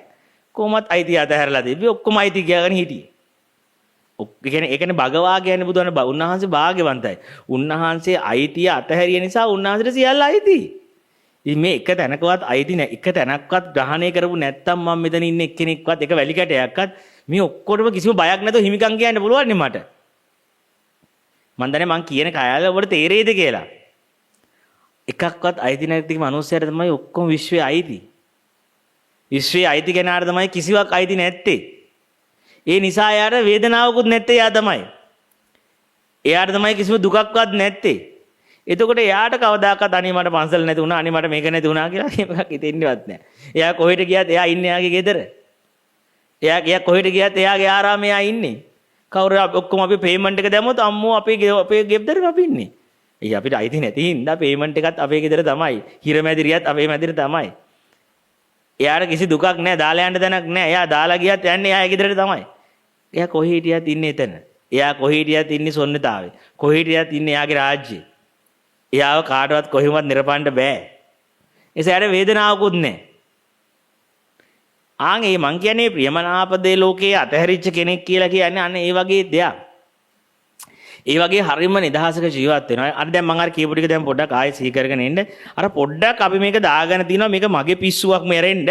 නැතුව ඒ මිනිහා මට දුක දුන්නේවත්, ඒ ගැහණි දුක දුන්නේවත්, නැතුව මේ අල්ලපුව ඇත්ත මිනිස්සු මට දුක දුන්නා නෙමෙයි. මටම මොකක් හරි පිස්සුවක ඉඳලා තියෙනවා. මන ඒ කියන්නේ ග්‍රහණය කරපු සංකල්පයක් දැඩි වෙලා. දැන් ඒක තේරෙන්න ඒක මම තේරුම් ගන්නවා. ඒක තේරුම් අරගෙන සමහර ඒවා තියෙනවා. සමහර දැන්වල අපිට මේ අර ගොඩාක් ඇඩික්ෂන් එක වැඩි නම් තේරුම් ගත්ත ප්‍රමාණය සමහර අයට මදි. එතකොට අපිට පොඩ්ඩක් සිද්ධ වෙනවා ප්‍රැක්ටිස් එක වෙනස් කරන්න. දැන් උදාහරණයකට මෙහෙම හිතන්නකෝ. මට සමත ක්‍රමයකට යන්න වෙනවා. විපස්සනාවේදී තියෙන තේරුම් ගැනීම විතරයි. ඒක හොඳට අවබෝධ කිරීමක් විතරයි. හැබැයි සමතේදී පොඩි වෙනසක් කර. සමතේදී සමහර ඇඩික්ෂන් තියෙනවා. දැන් හිතන්නකෝ දැන් අපිට සමහර ඒවාට අපි අර වැඩි කියලා වහල්ලේකේ ඒ ගැහණි අපිට ඕනෙමයි. ඒ බීඩිය දැක්කම බීඩිය නොගහ ඉන්න බෑ. ඒතර මම නිකන් මේ බීඩිය ගහන එක නවත්තන්න බැරි හින්දා බීඩි තරක කියනවා. බීඩියක් බිව්වා කියලා මොකද්ද පාපේ? බීඩියේ ශුන්‍යතාවය බීඩිය ශූන්‍යයිනේ. බීඩිය බොන එක ශූන්‍යයිනේ. ආන් ඔය කොහොම එන්නේ අර වහල් බව වහන්න. ඒ නිසා අර අහලා තියෙනද ලංකාවේ ආවේ දර්ශනයක් නීලපට දර්ශනය කියලා. නීලපට දර්ශනේ එන්න පුළුවන් අපේ ඇතුළ. දන්නවා නීලපට දර්ශනේ. ආමුදුරු කෙනෙක් ගිහිල්ලා ස්ත්‍රියක් එක්ක සංවාසය දීලා. නිදියගෙන ආමුදුරුන්ට පාන්දරේදී ලයිට් තිබිලා නැහැ. සිවුර මාරු වෙලා සාරිය පුරවගෙන ඇවිල්ලා. නිල් සාරිය. ඒතර දායක මහත්තයාට ගමන් අහනවලු. දායක මහත්තයා ආමුදුරු මොකද්ද මේ සිවුර පාට වෙනස් නේ කියලා. කිව්වලු ආමුදුරු මම මහත්තයා මම මේ අලුත් නිකායකට බැඳුණා. ඒක නීලපට දර්ශනයක් ඒක. නීලපට දර්ශනේ ඒ ආමුදුරු ඒ මොකද ඒ දර්ශනේ? හිටගෙන ගාථා 500ක් කිව්වලු. ඒ දර්ශනේ මෙහෙමයි කියලා. තමන්ගේ දුර්වලතාවය වහන්න ගාථා 500කට ලොජික් ගෙනෙල්ලා. ඒකෙන් පස්සේ තමයි නීලපට දර්ශනේ වටක් ගන්න. තමන්ගේ තියෙන අර දුර්වලතාවය වහන්න නිල්සාරියගෙන් ගෙනාවේ ඇයි කියලා නිල්සාරියක් අඳින්නේ ඇයි කියන්නේ දර්ශන ගාථා 500කින් දර්ශනයක් හදලා. ඉතින් ඔන්න ඔය වගේ තමයි ඔය ශුන්‍යතාවයේ කතාව අහගෙන නැති අපි අන්න එතනදී තමයි සමහර දැන් තියෙනවා අපිට අපි නිකන් නීලපට දර්ශනවාදීන් වෙන්න පුළුවන්. අර අපේ අර ඇබ්බැහිය අර තියෙන ඇදිලා යන එක ඒක වැරදි කියන එක පිළිගන්නේ නැතුව ඒක මගේ අඩුපාඩුවක් මේකට අල්ල ගන්න කියන ඒක සාධාරණීකරණය කරන්න නීලපට දර්ශනයක් ගේනවා. ආන් ඒ වගේ මං කියන්නේ ඔන්න ඔයගේ ලොජික් අවශ්‍ය නැහැ මේ පතාවට යද්දි. ආයේ බොරු තරක ඕනේ නැහැ උඹ දරහංගෝක. ඔච්චර ඔය ශූන්‍යතාවයක් ගැන කතා කරනවා ඔච්චර ඔබ ඔය කියනවනම් අය ඔච්චර තරක ගොඩක් ගේන්න ඕනේ නැහැ නේ. ඔය වීඩියෝ අතහැරලා දාන්න. ඔය සුරුට්ටු අතහැරලා දාන්න. ඔය කියන ස්ත්‍රී අතහැරලා දාන්න. අතහැරලා මේකෙන් බහින්න ගොඩකලාවට. ආන් එතකොට ආන් ඒ නිසා සමහර අයගේ ඒකයි කතාව නම් යාළගේ අහන්න හිටියොත් එහෙම බුදු පිළිමත් එහෙයි කියනවා. හිතා ගන්න බෑනේ බුදු පිළිමත් ඔලුව වලනවා ඒ ටෝක් වලට හැටියට. ඒ කියන අහන් ඉද්දි බුදු පිළිම ගල් පිළිම වලට වඩා පවා බුදු වෙනවා ගල් පිළිම පවා. හැබැයි ඒ මනුස්සගේ ප්‍රැක්ටිකල් කැලේට බලද්දි තේිනවා අප්පඩ දිරියකෝ. ඉන්න නෝන්ජලියෙක් මේ එක හැඟීමක් අදරාගෙන ඉන්න බෑ පොඩි දෙයක් අදරන්න හයියක් බෑ. ඒක නිකන් අසුරුට්ටුකාරය අර සුරුට්ටුව බීඩියට ඇදිලා යනවා වගේ අබ්බැහි වෙනවා. එතකොට අපිට කියනවා යට එහෙනම් ඔයාට දැන් මෙතනදී කරන්න තියෙන්නේ ශුන්‍යතාවයේ හරි ශූන්‍යතාව දර්ශනීය පැත්තක තියලා ඔයා සීලය අදිෂ්ඨාන කරන්නකෝ. ඔයා පුළුවන් තරම් සීලය අදිෂ්ඨාන කරගෙන ඔයාගේ තියෙන ඔයා කමටහනක් වඩන්න පටන් ගන්නකො දිගටම. ආනාපාන සතිය හරි තමන්ගේ ඉරියව්වට හරි දිගටම හිත තියාගෙන යන්න. එතකොට මෙහෙම අපි හිත තියාගෙන ගියානකො හිත තියාගෙන යද්දි තියෙන ප්‍රශ්නයක් එකක් එනවා. මම දන්නේ ඒ ප්‍රශ්නේ තමයි අපි ඔක්කොටම මුහුණ දෙන රාශිය. මොකද අපි දැන් අපි අර තදට අපි අර ප්‍රියමනාප දේ නිසා අපි දුක් විඳින දැන් ගලව ගන්න බෑනේ අපිට. දැන් අර අපි ආස කරන ගෑණියට හිත ඇදිලා යනවා. මිනිහට හිත ඇදිලා යනවා. ඒ කොහෙන් ගියත් අර නිකන් අර එක තැනක අරගෙන වගේ ඒ ගෑණි වටේමයි අරගෙන්නේ. ඕවෙන් ප්‍රශ්න දා ගන්නවා මට එපා ඔය මිනිහා කියනවා. කරගිලා මාස් දෙකකින් එතනමයි läග ගන්න. අර මොකක්ද එක තැනක අරගෙනවා කියන්නේ හරියට අර බල්ලා තමන්ගේ නැට්ට වගේ කරගෙනවා වගේ. මේ මිනිහා කොහෙන් ගියත් ඔය ගෑණි වටේමයි කරගිලා. ඔය මිනිහා වටේමයි. ඔය කුඩු මුල්ල වටේමයි. ඔය අයිස් පැකට් එක වටේමයි. ඔය බීඩිය වටේමයි. කොහේ ගියත් කරගිලා ඔතෙන්ට තමයි ඕකෙම තමයි කරගෙන. අර එතකොට ඔන්න ඔය වගේ ඒක සාධාරණීකරන්න තර්ක ගේනවා. දර්ශන ගේනවා. මතවාද ගේනවා. නැත්තම් ඉන්න තැන වැරදි කියනවා. කළා අර අරමුණ වටේම අර අරමුණ වටේ. හැබැයි හොඳට බැලුවොත් තේරෙනවා ඇත්තටම ප්‍රශ්නේ ඔය එකක්වත් නෙමෙයි. ඔය තමයි විඥානයේ ස්වභාවය තමයි වැඩිම විදියට තණ්හා උපදවන්න පුළුවන් අරමුණට තමයි යන්නේ. ඒක අපේ මේ හිත අපිට ආදරේ නෑ. එයාට වැඩිම කෙලෙස් ප්‍රමාණයක් මේ වෙලාවේ විඳින්න මේ කියන්නේ වැඩිම ආතල් එකක් ගන්න පුළුවන් අරමුණ මොකද්ද මේ වෙලාවේ ඒකට ඇදිලා යනවා. එතකොට තියෙනවා එතකොට මේ ප්‍රැක්ටිස් එකට යද්දී අපි තේරුම් ගන්න ඕනේ මගේ අස්සේ තියෙනවා ලොකුම බලාපොරොත්තුව තමයි මේ සතුට හොයා ගන්න ඕන කියන බලාපොරොත්තුව. මං කියන්නේ මේ විමුක්ති මාර්ගයේ වඩන්න ගිහලා ඔය සතුට හොයාගන්න ඔය සතුට හොයීමේ බලාපොරොත්තු වෙන ඔය ඇඩික් වෙන්නේ ආයෙ මං කියන්නේ සතුට හේවීමේ බලාපොරොත්තු අතහරින්න. දැන් අපි භාවනා කරන්නේ එහෙම හේතු සතුට හොයන්න නෙවෙයි. වාඩි වෙනවා එච්චරයි. ඇයි මේක ඇතුලේ මට සතුට හම්බෙයිද නිවීම ඒ මුකුත් නැහැ. ඒ නිසා තේරුම් ගන්න අපේ ලොකුම බලාපොරොත්තුව තියෙන්නේ අපි හැමෝගෙම ASCII සතුට හොයවීම කියන අපේක්ෂාව. සතුට කියන බලාපොරොත්තුට අපි බැඳිලා වැඩි. ඒ ප්‍රාර්ථනාවට බැඳිලා වැඩි. ඒ ප්‍රාර්ථනාව තියෙන හින්දා තමයි ASCII විඥානය ආය ගිහිල්ලා අර යාට සතුට ගන්න පුළුවන්. ඒ වෙලාවේ ආතල් එක ගන්න පුළුවන්. මොන අරමුණද මේ වෙලාවේ වැඩිපුර තියෙන්නේ? ඒක අල්ලන්නේ. ඒක ග්‍රහණය කරන්නේ. නැත්නම් මට මේක එපා වෙලා දැන් කියලා යන්නේ. එයි අර සතුට හේවීමේ බලාපොරොත්තු එයා හිර වෙලා ඉන්නේ. ඒ ප්‍රාර්ථනාව එයා කොටු වෙලා ඉන්නේ. මං කියන්නේ මෙන්න මේක හොඳට දකින්න අපේ තියෙන ලොකුම බලාපොරොත්තුව තියෙන්නේ ගැහණියටවත් මිනිහෙටවත් නෙමෙයි. ඩ්‍රග් එකකට නෙමෙයි. සුරුට්ටුවකට නෙවෙයි. සතුට කියන බලාපොරොත්තුවට බැඳිලා වැඩි අපේ හිත. ඒක හිර වෙලා වැඩි අපි. එතකොට අපේ හිත පෙන්නලා තියෙන්නේ මට සතුට හම්බෙන්නේ මෙන්න මේකේ තමයි කියලා විඥානේ දන්න ටිකක් තියෙනවනේ මතක. අර මිනිහා ඒ කුඩු මුල ඊට පස්සේ විඥාණය ඒකට අල්ලනවා. එතකොට අපි දක්ෂ වෙන්න ඕනේ හේතුව තමයි මම මේ වගේ තැනකට ඇවිල්ලා ටික දවසක් ඉන්න හිතට සතුට තියෙන සතුට දැනෙන්නේ නැහැ මේ හුදකලාව තුළ. හුදකලාව තුළ දැනෙන්නේ නිකන් හරි නිශ්චල බවක්, හිස් බවක්. මුලදී දැනෙන්නේ. ඒ නිසා අපි බලන්නේ විඥාණය මෙහෙම පනිලා තෝරනවා අරමුණ. එතකොට තමයි එක්ක එක කර්මයකට, ඇබ්බැහියකට නැත්තම් මට නම් තේරෙන්නේ ලොකුම තැන තමයි මේ හුදකලාවට තියෙන අකමැත්ත. මේ කෙලෙස් අඩු තැනක පිරිසුදු තැනකට තියෙන වෛරය. සුද්ධ තැනට තියෙන තරහව. මේ කෙලෙස් ඇති හිත, සතුට හොයන හිත, කෙලෙස් වැඩි හිත වෛර කරනවා මේ හුදකලා මහන ජීවිතේට. මේ හුදකලා වෙච්චි මේ අපි ගත කරන මේ යෝගාවචර ජීවිතේට. ඒ නිසා හිත මොනවා හරි හේතුවක් හොයාගෙන ඒක මට කරන්න බෑ. ඒකයි මේක අනාත්මයි කියන්නේ. මේක ධර්මතාවයක්. ධර්මතාවය මොකද්ද? කෙලෙස් වැඩි තැන හිත ග්‍රහණය කරනවා කියන එක. ඒ නිසා සමහරට අතහැරලා ආපු ගෑණි ළඟට ආය යන්න හිතෙනවා. අතහැරලා දාපු මිනිහා ළඟට යන්න හිතෙනවා. අතහැරලා දාපු මත්ද්‍රව්‍ය දාවට ආය යන්න හිතෙනවා. ඒ මොකද මේ වෙලාවේ දැනෙන මේ හුදකලාව කියන එකට හුදකලාව තුල අර තණ්හාවේ පැවැත්ම නැහැ. තණ්හාව ගෙවෙන්න පටන් ගන්න. ඒ තණ්හාව ගෙවෙන්න යන හින්දා තණ්හාව ගෙවෙද්දි මම යට ඉන්න බෑ. ඒ නිසා යා මේක පන්නන්නම මොන හරි කරනවා. ඒක සාධාරණීකරණය කරන මගේ නිලපාට දැසලගෙන අම්මගේ යුතුයකම තාත්තගේ යුතුයකම නැත්නම් පව් එයාට මං එයාට බොරොන්දු දීලා තියෙනවා. ඒ කියලා මොනවා හරි නිලපාට දර්ශනයක් ගේනවා.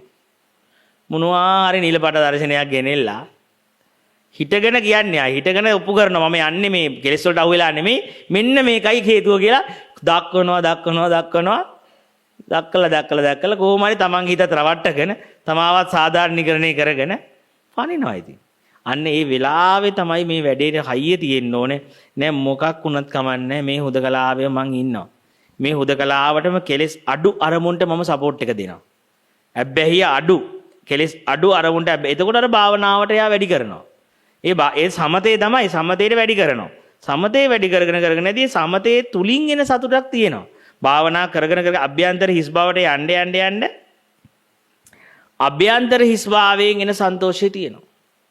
ඒක දරුණාම නම් පොඩ්ඩක් අරකට දුවන්න යන එක ගෙවීමක් සාපේක්ෂව කෙවෙන එක ගෙවිනවා. මොකද අරගේ සතුට ආවන්නේ අර මැද්ද තමයි යෝග අමාරු. අර හුදකලා ටයිම් එක දිනන්නේ 아무 කිසිම සතුටකුත් නැහැ.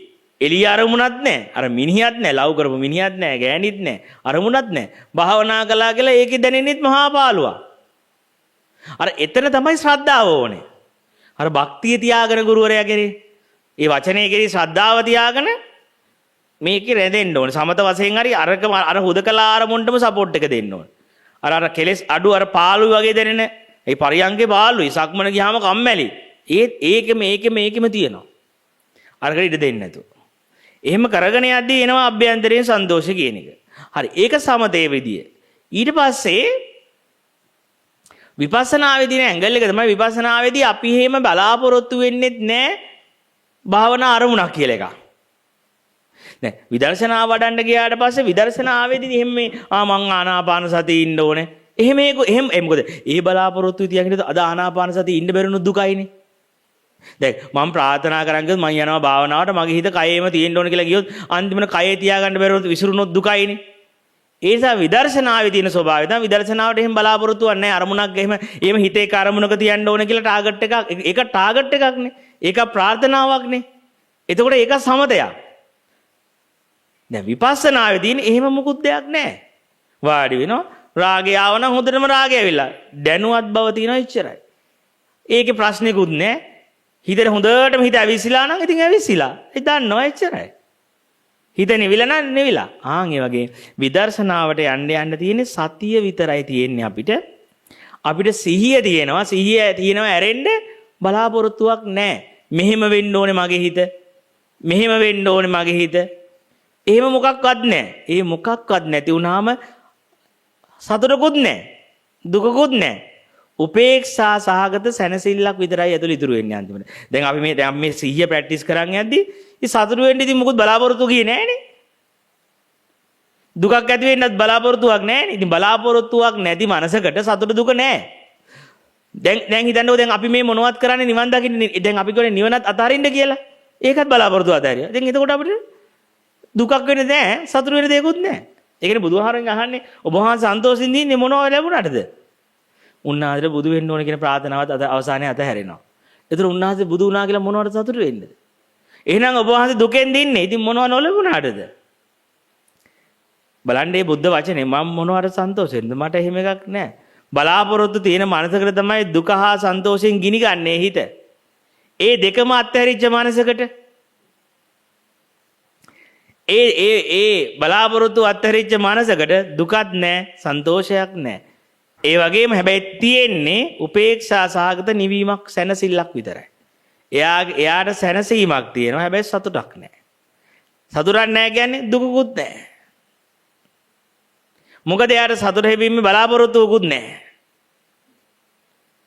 ඒ නිසා එයාට තියෙන්නේ මධ්‍යස්ථ වෙච්ච සැනසෙල්ලක් ඇතුලේ තියෙනවා. මොකක් ආවත් මොකක් වුණත් එයාට අද ගාණක් නැහැ දැන්.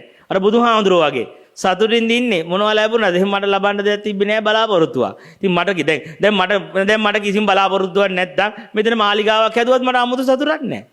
මේ ඔක්කොම කඩලා දැම්මත් දුකකුත් නෑ. මධ්‍යස්ථයි. ඒ කියන්නේ හිත නිවිලා ගොඩක්. ඒ වගේම තමයි ඔන්න දැන් මෙන්න මේ පොයින්ට් එක පොඩ්ඩක් තේරුම් ගන්න. දැන් සතුට දුක නැති වුණාට සැනසෙල්ලෙන් යුතු මධ්‍යස්ථ බවක් ඉතුරු වෙනවනේ අන්තිමට. ඒ මධ්‍යස්ථ බව ඉතුරු වෙන්නේ ඇයි? ඒ මධ්‍යස්ථ බව ඉතුරු වෙන්නේ එයාට පැවතීම තියෙන හින්දා තාම.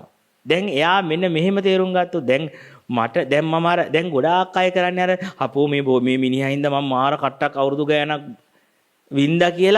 වින්දා කියලා අර ඒ අරමුණේ ආදීනෝ බලලානේ අර මිනිහට තියෙන බැඳීම අතාරින්නේ. මං කාට හරි මම ප්‍රියම අම්මෝ හාමුදුරුවෝ මෙයාට මම බැඳිලා මම අවුරුදු දැන් කීයක් විඳෙව්වද? මේ ගැහැණිට බැඳිලා මේ මිනිහට බැඳිලා දැන් අවුරුදු 5ක්ද 6ක්ද 10ක්ද දැන් මම තාම හාමුදුරුවෝ මේ ප්‍රියමනාප අරමුණක පිච්චෙනවා. එතකොට එයා කරන්නේ සමත යෝගාවචරයේ කරන්නේ ඒක නෙගටිව්. මේ අවුරුදු 10ෙම පිච්චිල්ල දිහා බලලා එතකොට දැන් තියෙන්නේ ඒ අරමුණ කරේ මට ද්වේෂයෙන් අතහරින්නේ. සාමාන්‍ය මිනිස්සු බැඳීම් අතහරින්නේ තරහයෙන්. ඒ තරහ ඇති වෙන්නේ එයා හින්දා මම විඳපු දුක බලලා. ඒ අරමුණේ හොඳ බලලානේ බැඳුනේ. ඒ අරමුණේ නරක පැත්ත බලලා අයින් වෙනවා. හැබැයි ඒ අතහැරීම තුළ ද්වේෂයේ අස්සේ හිර වෙලා තියෙන්නේ. මධ්‍යස්ථයි කියවට සියුම් පටිගයක් ඒකේ තියෙනවා. අම්මෝ ආයෙ නම් ඕනේ නැහැ. අම්මෝ මං කෑව දුක ඇති කියද්දි අම්මෝ කියලා කියද්දි අර ඒක යථා ස්වභාවයේ තේරුම් අරගෙන නෙවෙයි යථා ස්වභාවයේ ඒ අරමුණ බාරගෙන අරමුණේ නෙගටිව් පැත්ත බලලා තමයි මේ උපේක්ෂාවටපත් වෙලා තියෙන්නේ. ඒ නිසා දැන් අපි ගැඹුරකට යද්දී ඊට වඩා වෙනස්. ඊට වඩා මේ සම්මාදිට්ඨිය පස්සේ බුදුහාමුදුරුවෝ කියපු හරිම දර්ශනේ දැකපු කෙනාට අත්හැරෙනවා කියන්නේ ඒක මෙන්න මෙහෙම දෙයක්. දැන් හිතන්න දැන් අපි හඳ හැමදාම හාවෙක් ඉන්නවා කියලා හිතාගත්ත කියනකො අපි කියනවා මේ හාමුදුරුවෝ හඳේ හාව හින්දා මං අවුරුදු කීයක් කට්ට කනවද? මං ඔන්න බලාපොරොත්තු වෙනවා හඳ බලන්න. ඌ නෑ. පායලා නෑ හඳ. අනේ හාමුදුරුවෝ මේ හඳේ හාව හින්දා මං දැන් අවුරුදු ගාණක් කට්ට කරන්නේ. මට මේ දුක ඇති මේ හාවකින් බින්ද දුක ඇති. මට ආයේ ඔය හාව ඕනෙත් නෑ. හාව මට වැඩකුත් නෑ. ඔය හාව හින්දා මං හෙන හාවෙක් වුණා අවුරුදු ගාණක්. හාවෙක් ඉඳන් මම හාව වුණා. මට නම් ආයේ එපා ඔය හාව මට පේන්නත් එපා. මට ආයේ ඕනේ නෑ. මං කොහොම හරි මේ හාවට තියෙන බැඳීම කඩා ගන්නවා කියලා. මට හයිය දෙන්න හාමුදුරුවෝ මේ හාවට තියෙන බැඳීම කඩන්න මං සෝබාදහමෙන් ඉල්ලනවා. මේ හාවට මේ බැඳීමයි ගලවන්න කියලා. එතකොට එයා ගලෙව්වා කිමුකෝ ඒ බැඳීම. ඒ බැඳීම ගැලෙව්වත් බැඳීම එහෙමමයි. මොකද හාව ලෙසින් ගත්ත දෘෂ්ටිය එයාගේ ගැලවිලා නැහැ. ඒ කියන්නේ හාවාට තියෙන බැඳීම අතරියට ලොකුම බැඳීම උපේක්ෂාවෙන් එයා හිර වෙලා ඉන්නේ. එයාට තාම හාව ඉන්නවා හඳේ අතහැරපු. හඳේ අතහැරපු හාව තාම ඉන්නවා.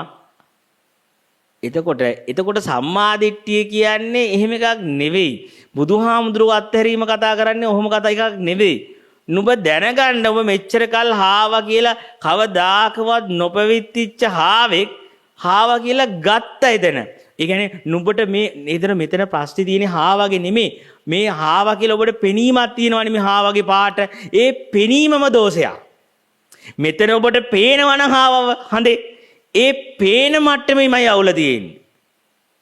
ඒකමයි දෝෂ. අන්න ඒක දැනෙද්දි අතහැරෙන එක තමයි බුදුහාමුදුරුවෝ කතා කරන තැන. බුදුහාමුදුරුවෝ මොනවා ලැබුණාද? ඒ කියන්නේ බුදුහාමුදුරුවෝ හාව ඉඳගෙන ඉන්න හාව කෙරෙහි බලාපොරොත්තු අතහැරලා නෙවෙයි. හාව කියන ස්වභාවයේ යථාර්ථය දැකලා. යථාර්ථය දැක්කට පස්සේ ආය අතහරින එක ක්‍රියාවක් නෙමෙයි. අතහැරෙනවා කියන එක ආයාසයක් නෙමෙයි. දැන් අපි දැනගත්තොත් කවදාකවත් ඔය කියන හාව උතන ඉඳලම නැත්තම් තිබිලා තියෙන හාවෙක් හිටියා කියලා මෝඩකම නා.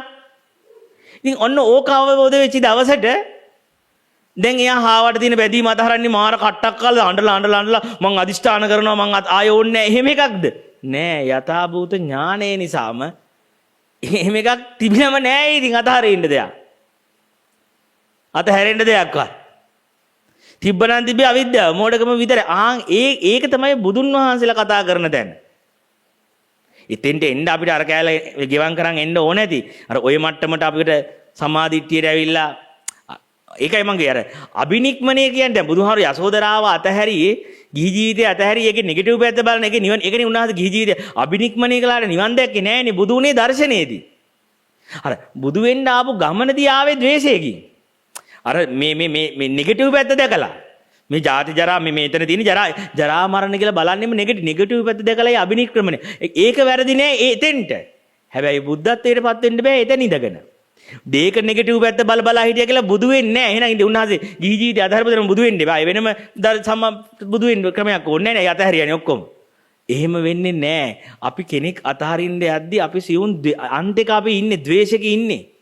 ඒ අරමුණේම වේදනාව සිහි කරලායි අපි අතහරින්නේ ඒක. ඒකයි කියන්නේ හරිම දර්ශනයේදී දැන් මේ ප්‍රියමනාප දේවල් නිසා දුක එනවා කියලා කියන එක මේ වචනේ හරිම තැනින් අපි තේරුම් ගද්දී මම හඳේ හාවෙක් ඉන්නවා කියලා ගැනීමමයි ප්‍රියමනාප බව කියලා කියන්නේ. ඔන්න බලන්න ගැඹුර ඈ. දැන් අපි හිතන්නේ නෑ ඔබ වහන්සේත් ඉන්නවා මෙයාත් ඉන්නවා මම මෙයාට බැඳිලා වැඩි හිනේ ඒ නිසා අන්න ඒක නෙමෙයි. මෙයාට බැඳිලා වැඩි හින්දා මං දුක් විඳිනවා කියන එක අපි ගන්නෙ ඔතන ඉන්නේ මං ඒක ඔතනම නෙමෙයි කතාවේ ඇත්ත තියෙන්නේ. ඇත්තම තියෙන්නේ මෙතන පැවති මොන මෙතන මේ පවතිනවා කියන දැනින්ම අපි අල්ලලා ඉන්නවනේ මෙතන. මෙතන පේනවා කියන අර හඳේ හාව පේනවා කියන දැනින් ඉන්නවනේ. දැන් හිතන්න දැන් අපිට දැන් පොඩි ළමයාට ඔය හඳේ හාවේ පේන තැන අපිට බලන්න. අපිට පේන්නෙම නෑනේ හඳේ හාවේ බැලුවට කොච්චර බැලුවත්. ඒ ඇහැම නෑ අපිට. ඒ කන් දෙකම නෑ. ඒ හාව කියන තැන ඒ පෙනීමම අපිට නෑ. ඔය රහතන් වහන්සේලා ලෝකේ අතහැරලා තියෙන්නේ නිකන් අර අර ළමයා වැඩි හිටියෙක් වුණාම වෙන්නේ අර ඒ පෙනීමෙන්ම නැති වෙන්නේ. ඒක උත්සාහය කිව්වද ඒ වගේ තැනක තමයි රහතන් වහන්සේලා මේක ප්‍රියමනාපව ගන්න නැහැ කියද්දි ප්‍රියමනාප ලෝකයක් තියෙනවා උන්වහන්සේලා බලාපොරොත්තු නොවි ඉන්නවා කියන එක නෙවෙයි. ප්‍රියමනාපයි කියලා මේ අපි ඇසුරු කරන එකේ යථා ස්වභාවය දැකලා. ඒකේ ඒතර උන්වහන්සේලාට පෙනීමෙන්ම නිදහස් වෙලා. පෙනීමම උන්වහන්සේට පණවන්න බෑ. උන්වහන්සේලා හාවෙක් හමු වෙන්නෙම නැහැ. හාව අතහරින්න හෝ හාවට බැඳෙන්න හෝ හාව අතහැරලා දාලා හිත හයිය කරගන්න. හාවෙක් හම්බෙන්නේ නැහැ. ඒතර ඔබ කියයි හරි ආඳුර ඒ කියන්නේ ඔබ වහන්සේ කියන්නේ මෙතන හාවෙක් නෙමෙයි ආවාට තියනවා කියලා අවබෝධ කරගන්න නෑ. ආවාට තියනවා කියලා අවබෝධ කළා තවත් පෙනීමක් ඇල්ලීමම තමයි. කොයි විදියකට හරි පෙනුනොත් ඒක තමයි දෘෂ්ටිය. ආවාට කියලා හරි ශූන්‍යයි කියලා හරි හාවා කියලා හරි එහි යථා ස්වභාවයේ දැක්ම තුලම මේ ලෝකේ මෙතනින් ශූන්‍ය වෙන. මෙතනමක් කියලාවත් දෙයක්වත් දැනෙන්නේ නැහැ. මෙතනක් කියලා තැනක්වත්. පෙනීමක් කියලා තැනක්වත්. එහිම පෙනීම තියෙනවා නම් තේරුම් ගන්න 31 තලයේද මේ ඇහැ තියෙනවා කියවනේ ඇහැ තියෙන්නේ මේ මෙතෙන්ට විතරක් නෙමෙයි. ඇහැ පෙනීම තියෙනවා අපි බ්‍රහ්ම ලෝකෙට ගියත් එතන ශූන්‍යතාවයක් හරි පේනවා. ඒ පෙනීම දරාගෙන යන්නේ ආවාට හරි කියලා පේනවා. මුකුත් නැහැ කියලා හරි පේනවා. ඒ පේන හැම තැනකම ඇහැ සක්‍රියයි. 31 තලයේම ඇහැ තියෙනවා. බ්‍රහ්මයන්ටත් ඇහැ තියෙනවා. අපිටත් තියෙනවා. අවීචීන්නටත් තියෙනවා. ඒ කියන්නේ පේනවා කියන එක යාලා ඒ මට්ටමින් පෙනීම දැරිලා තියෙන්නේ. ඒකම දැක්කොත් අපි යම් දවසක එතරම්මයි මෙතන ප්‍රශ්නේ තියෙන්නේ කියලා. එදාට ආයේ නිරෝධය වෙන්නේ ආයේ කවදාකවත් හටගැන්මක් වෙන්න බෑ. ආයේ නිරෝධ ආයේ වෙන බැඳීම මේ බැඳීම නෙමෙයි වෙන බැඳීමක්වත් අදාළ නැහැ. මේ බැඳීමෙන් ගැලවුණා විතරක් නෙමෙයි ආයේ බැඳීම් ඔක්කොම ඉවරයි. ආයේ බැඳීම කියන වචනේ ප්‍රියමනාපය කියන වචනයක් නැහැ. අප්‍රියමනාපය කියන වචනයක්වත් අදාළ නැහැ. ඒ අවබෝධයට. ඒසා බුදුවරු මෙන්න මේ වගේ සූත්‍රයක් ඒකයි මම කිව්වේ මේ වගේ සූත්‍රයක් ඔච්චර ගැඹුරකටත් යනවා. මේ ප්‍රියමනාප දේවල් නිසා දුක් විඳින්න වෙනවා කියද්දි අපිට මේ පෙනීම කියන එක ප්‍රියමනාප වෙලා තියෙන්නේ අපිට. මේ ඇහෙනවා කියන එක දැරීමම තමයි ප්‍රියමනාප බව. ඒක නිසාමයි අපි මේ දුක තියෙන්නේ. ඉතින් ඔන්න ඔය මට්ටමින් මේ වචන ටික ගැඹුරට ගිහිල්ලා දකින්න හොඳයි නේද හැමදෙනාටම තෙරුවන් සරණයි.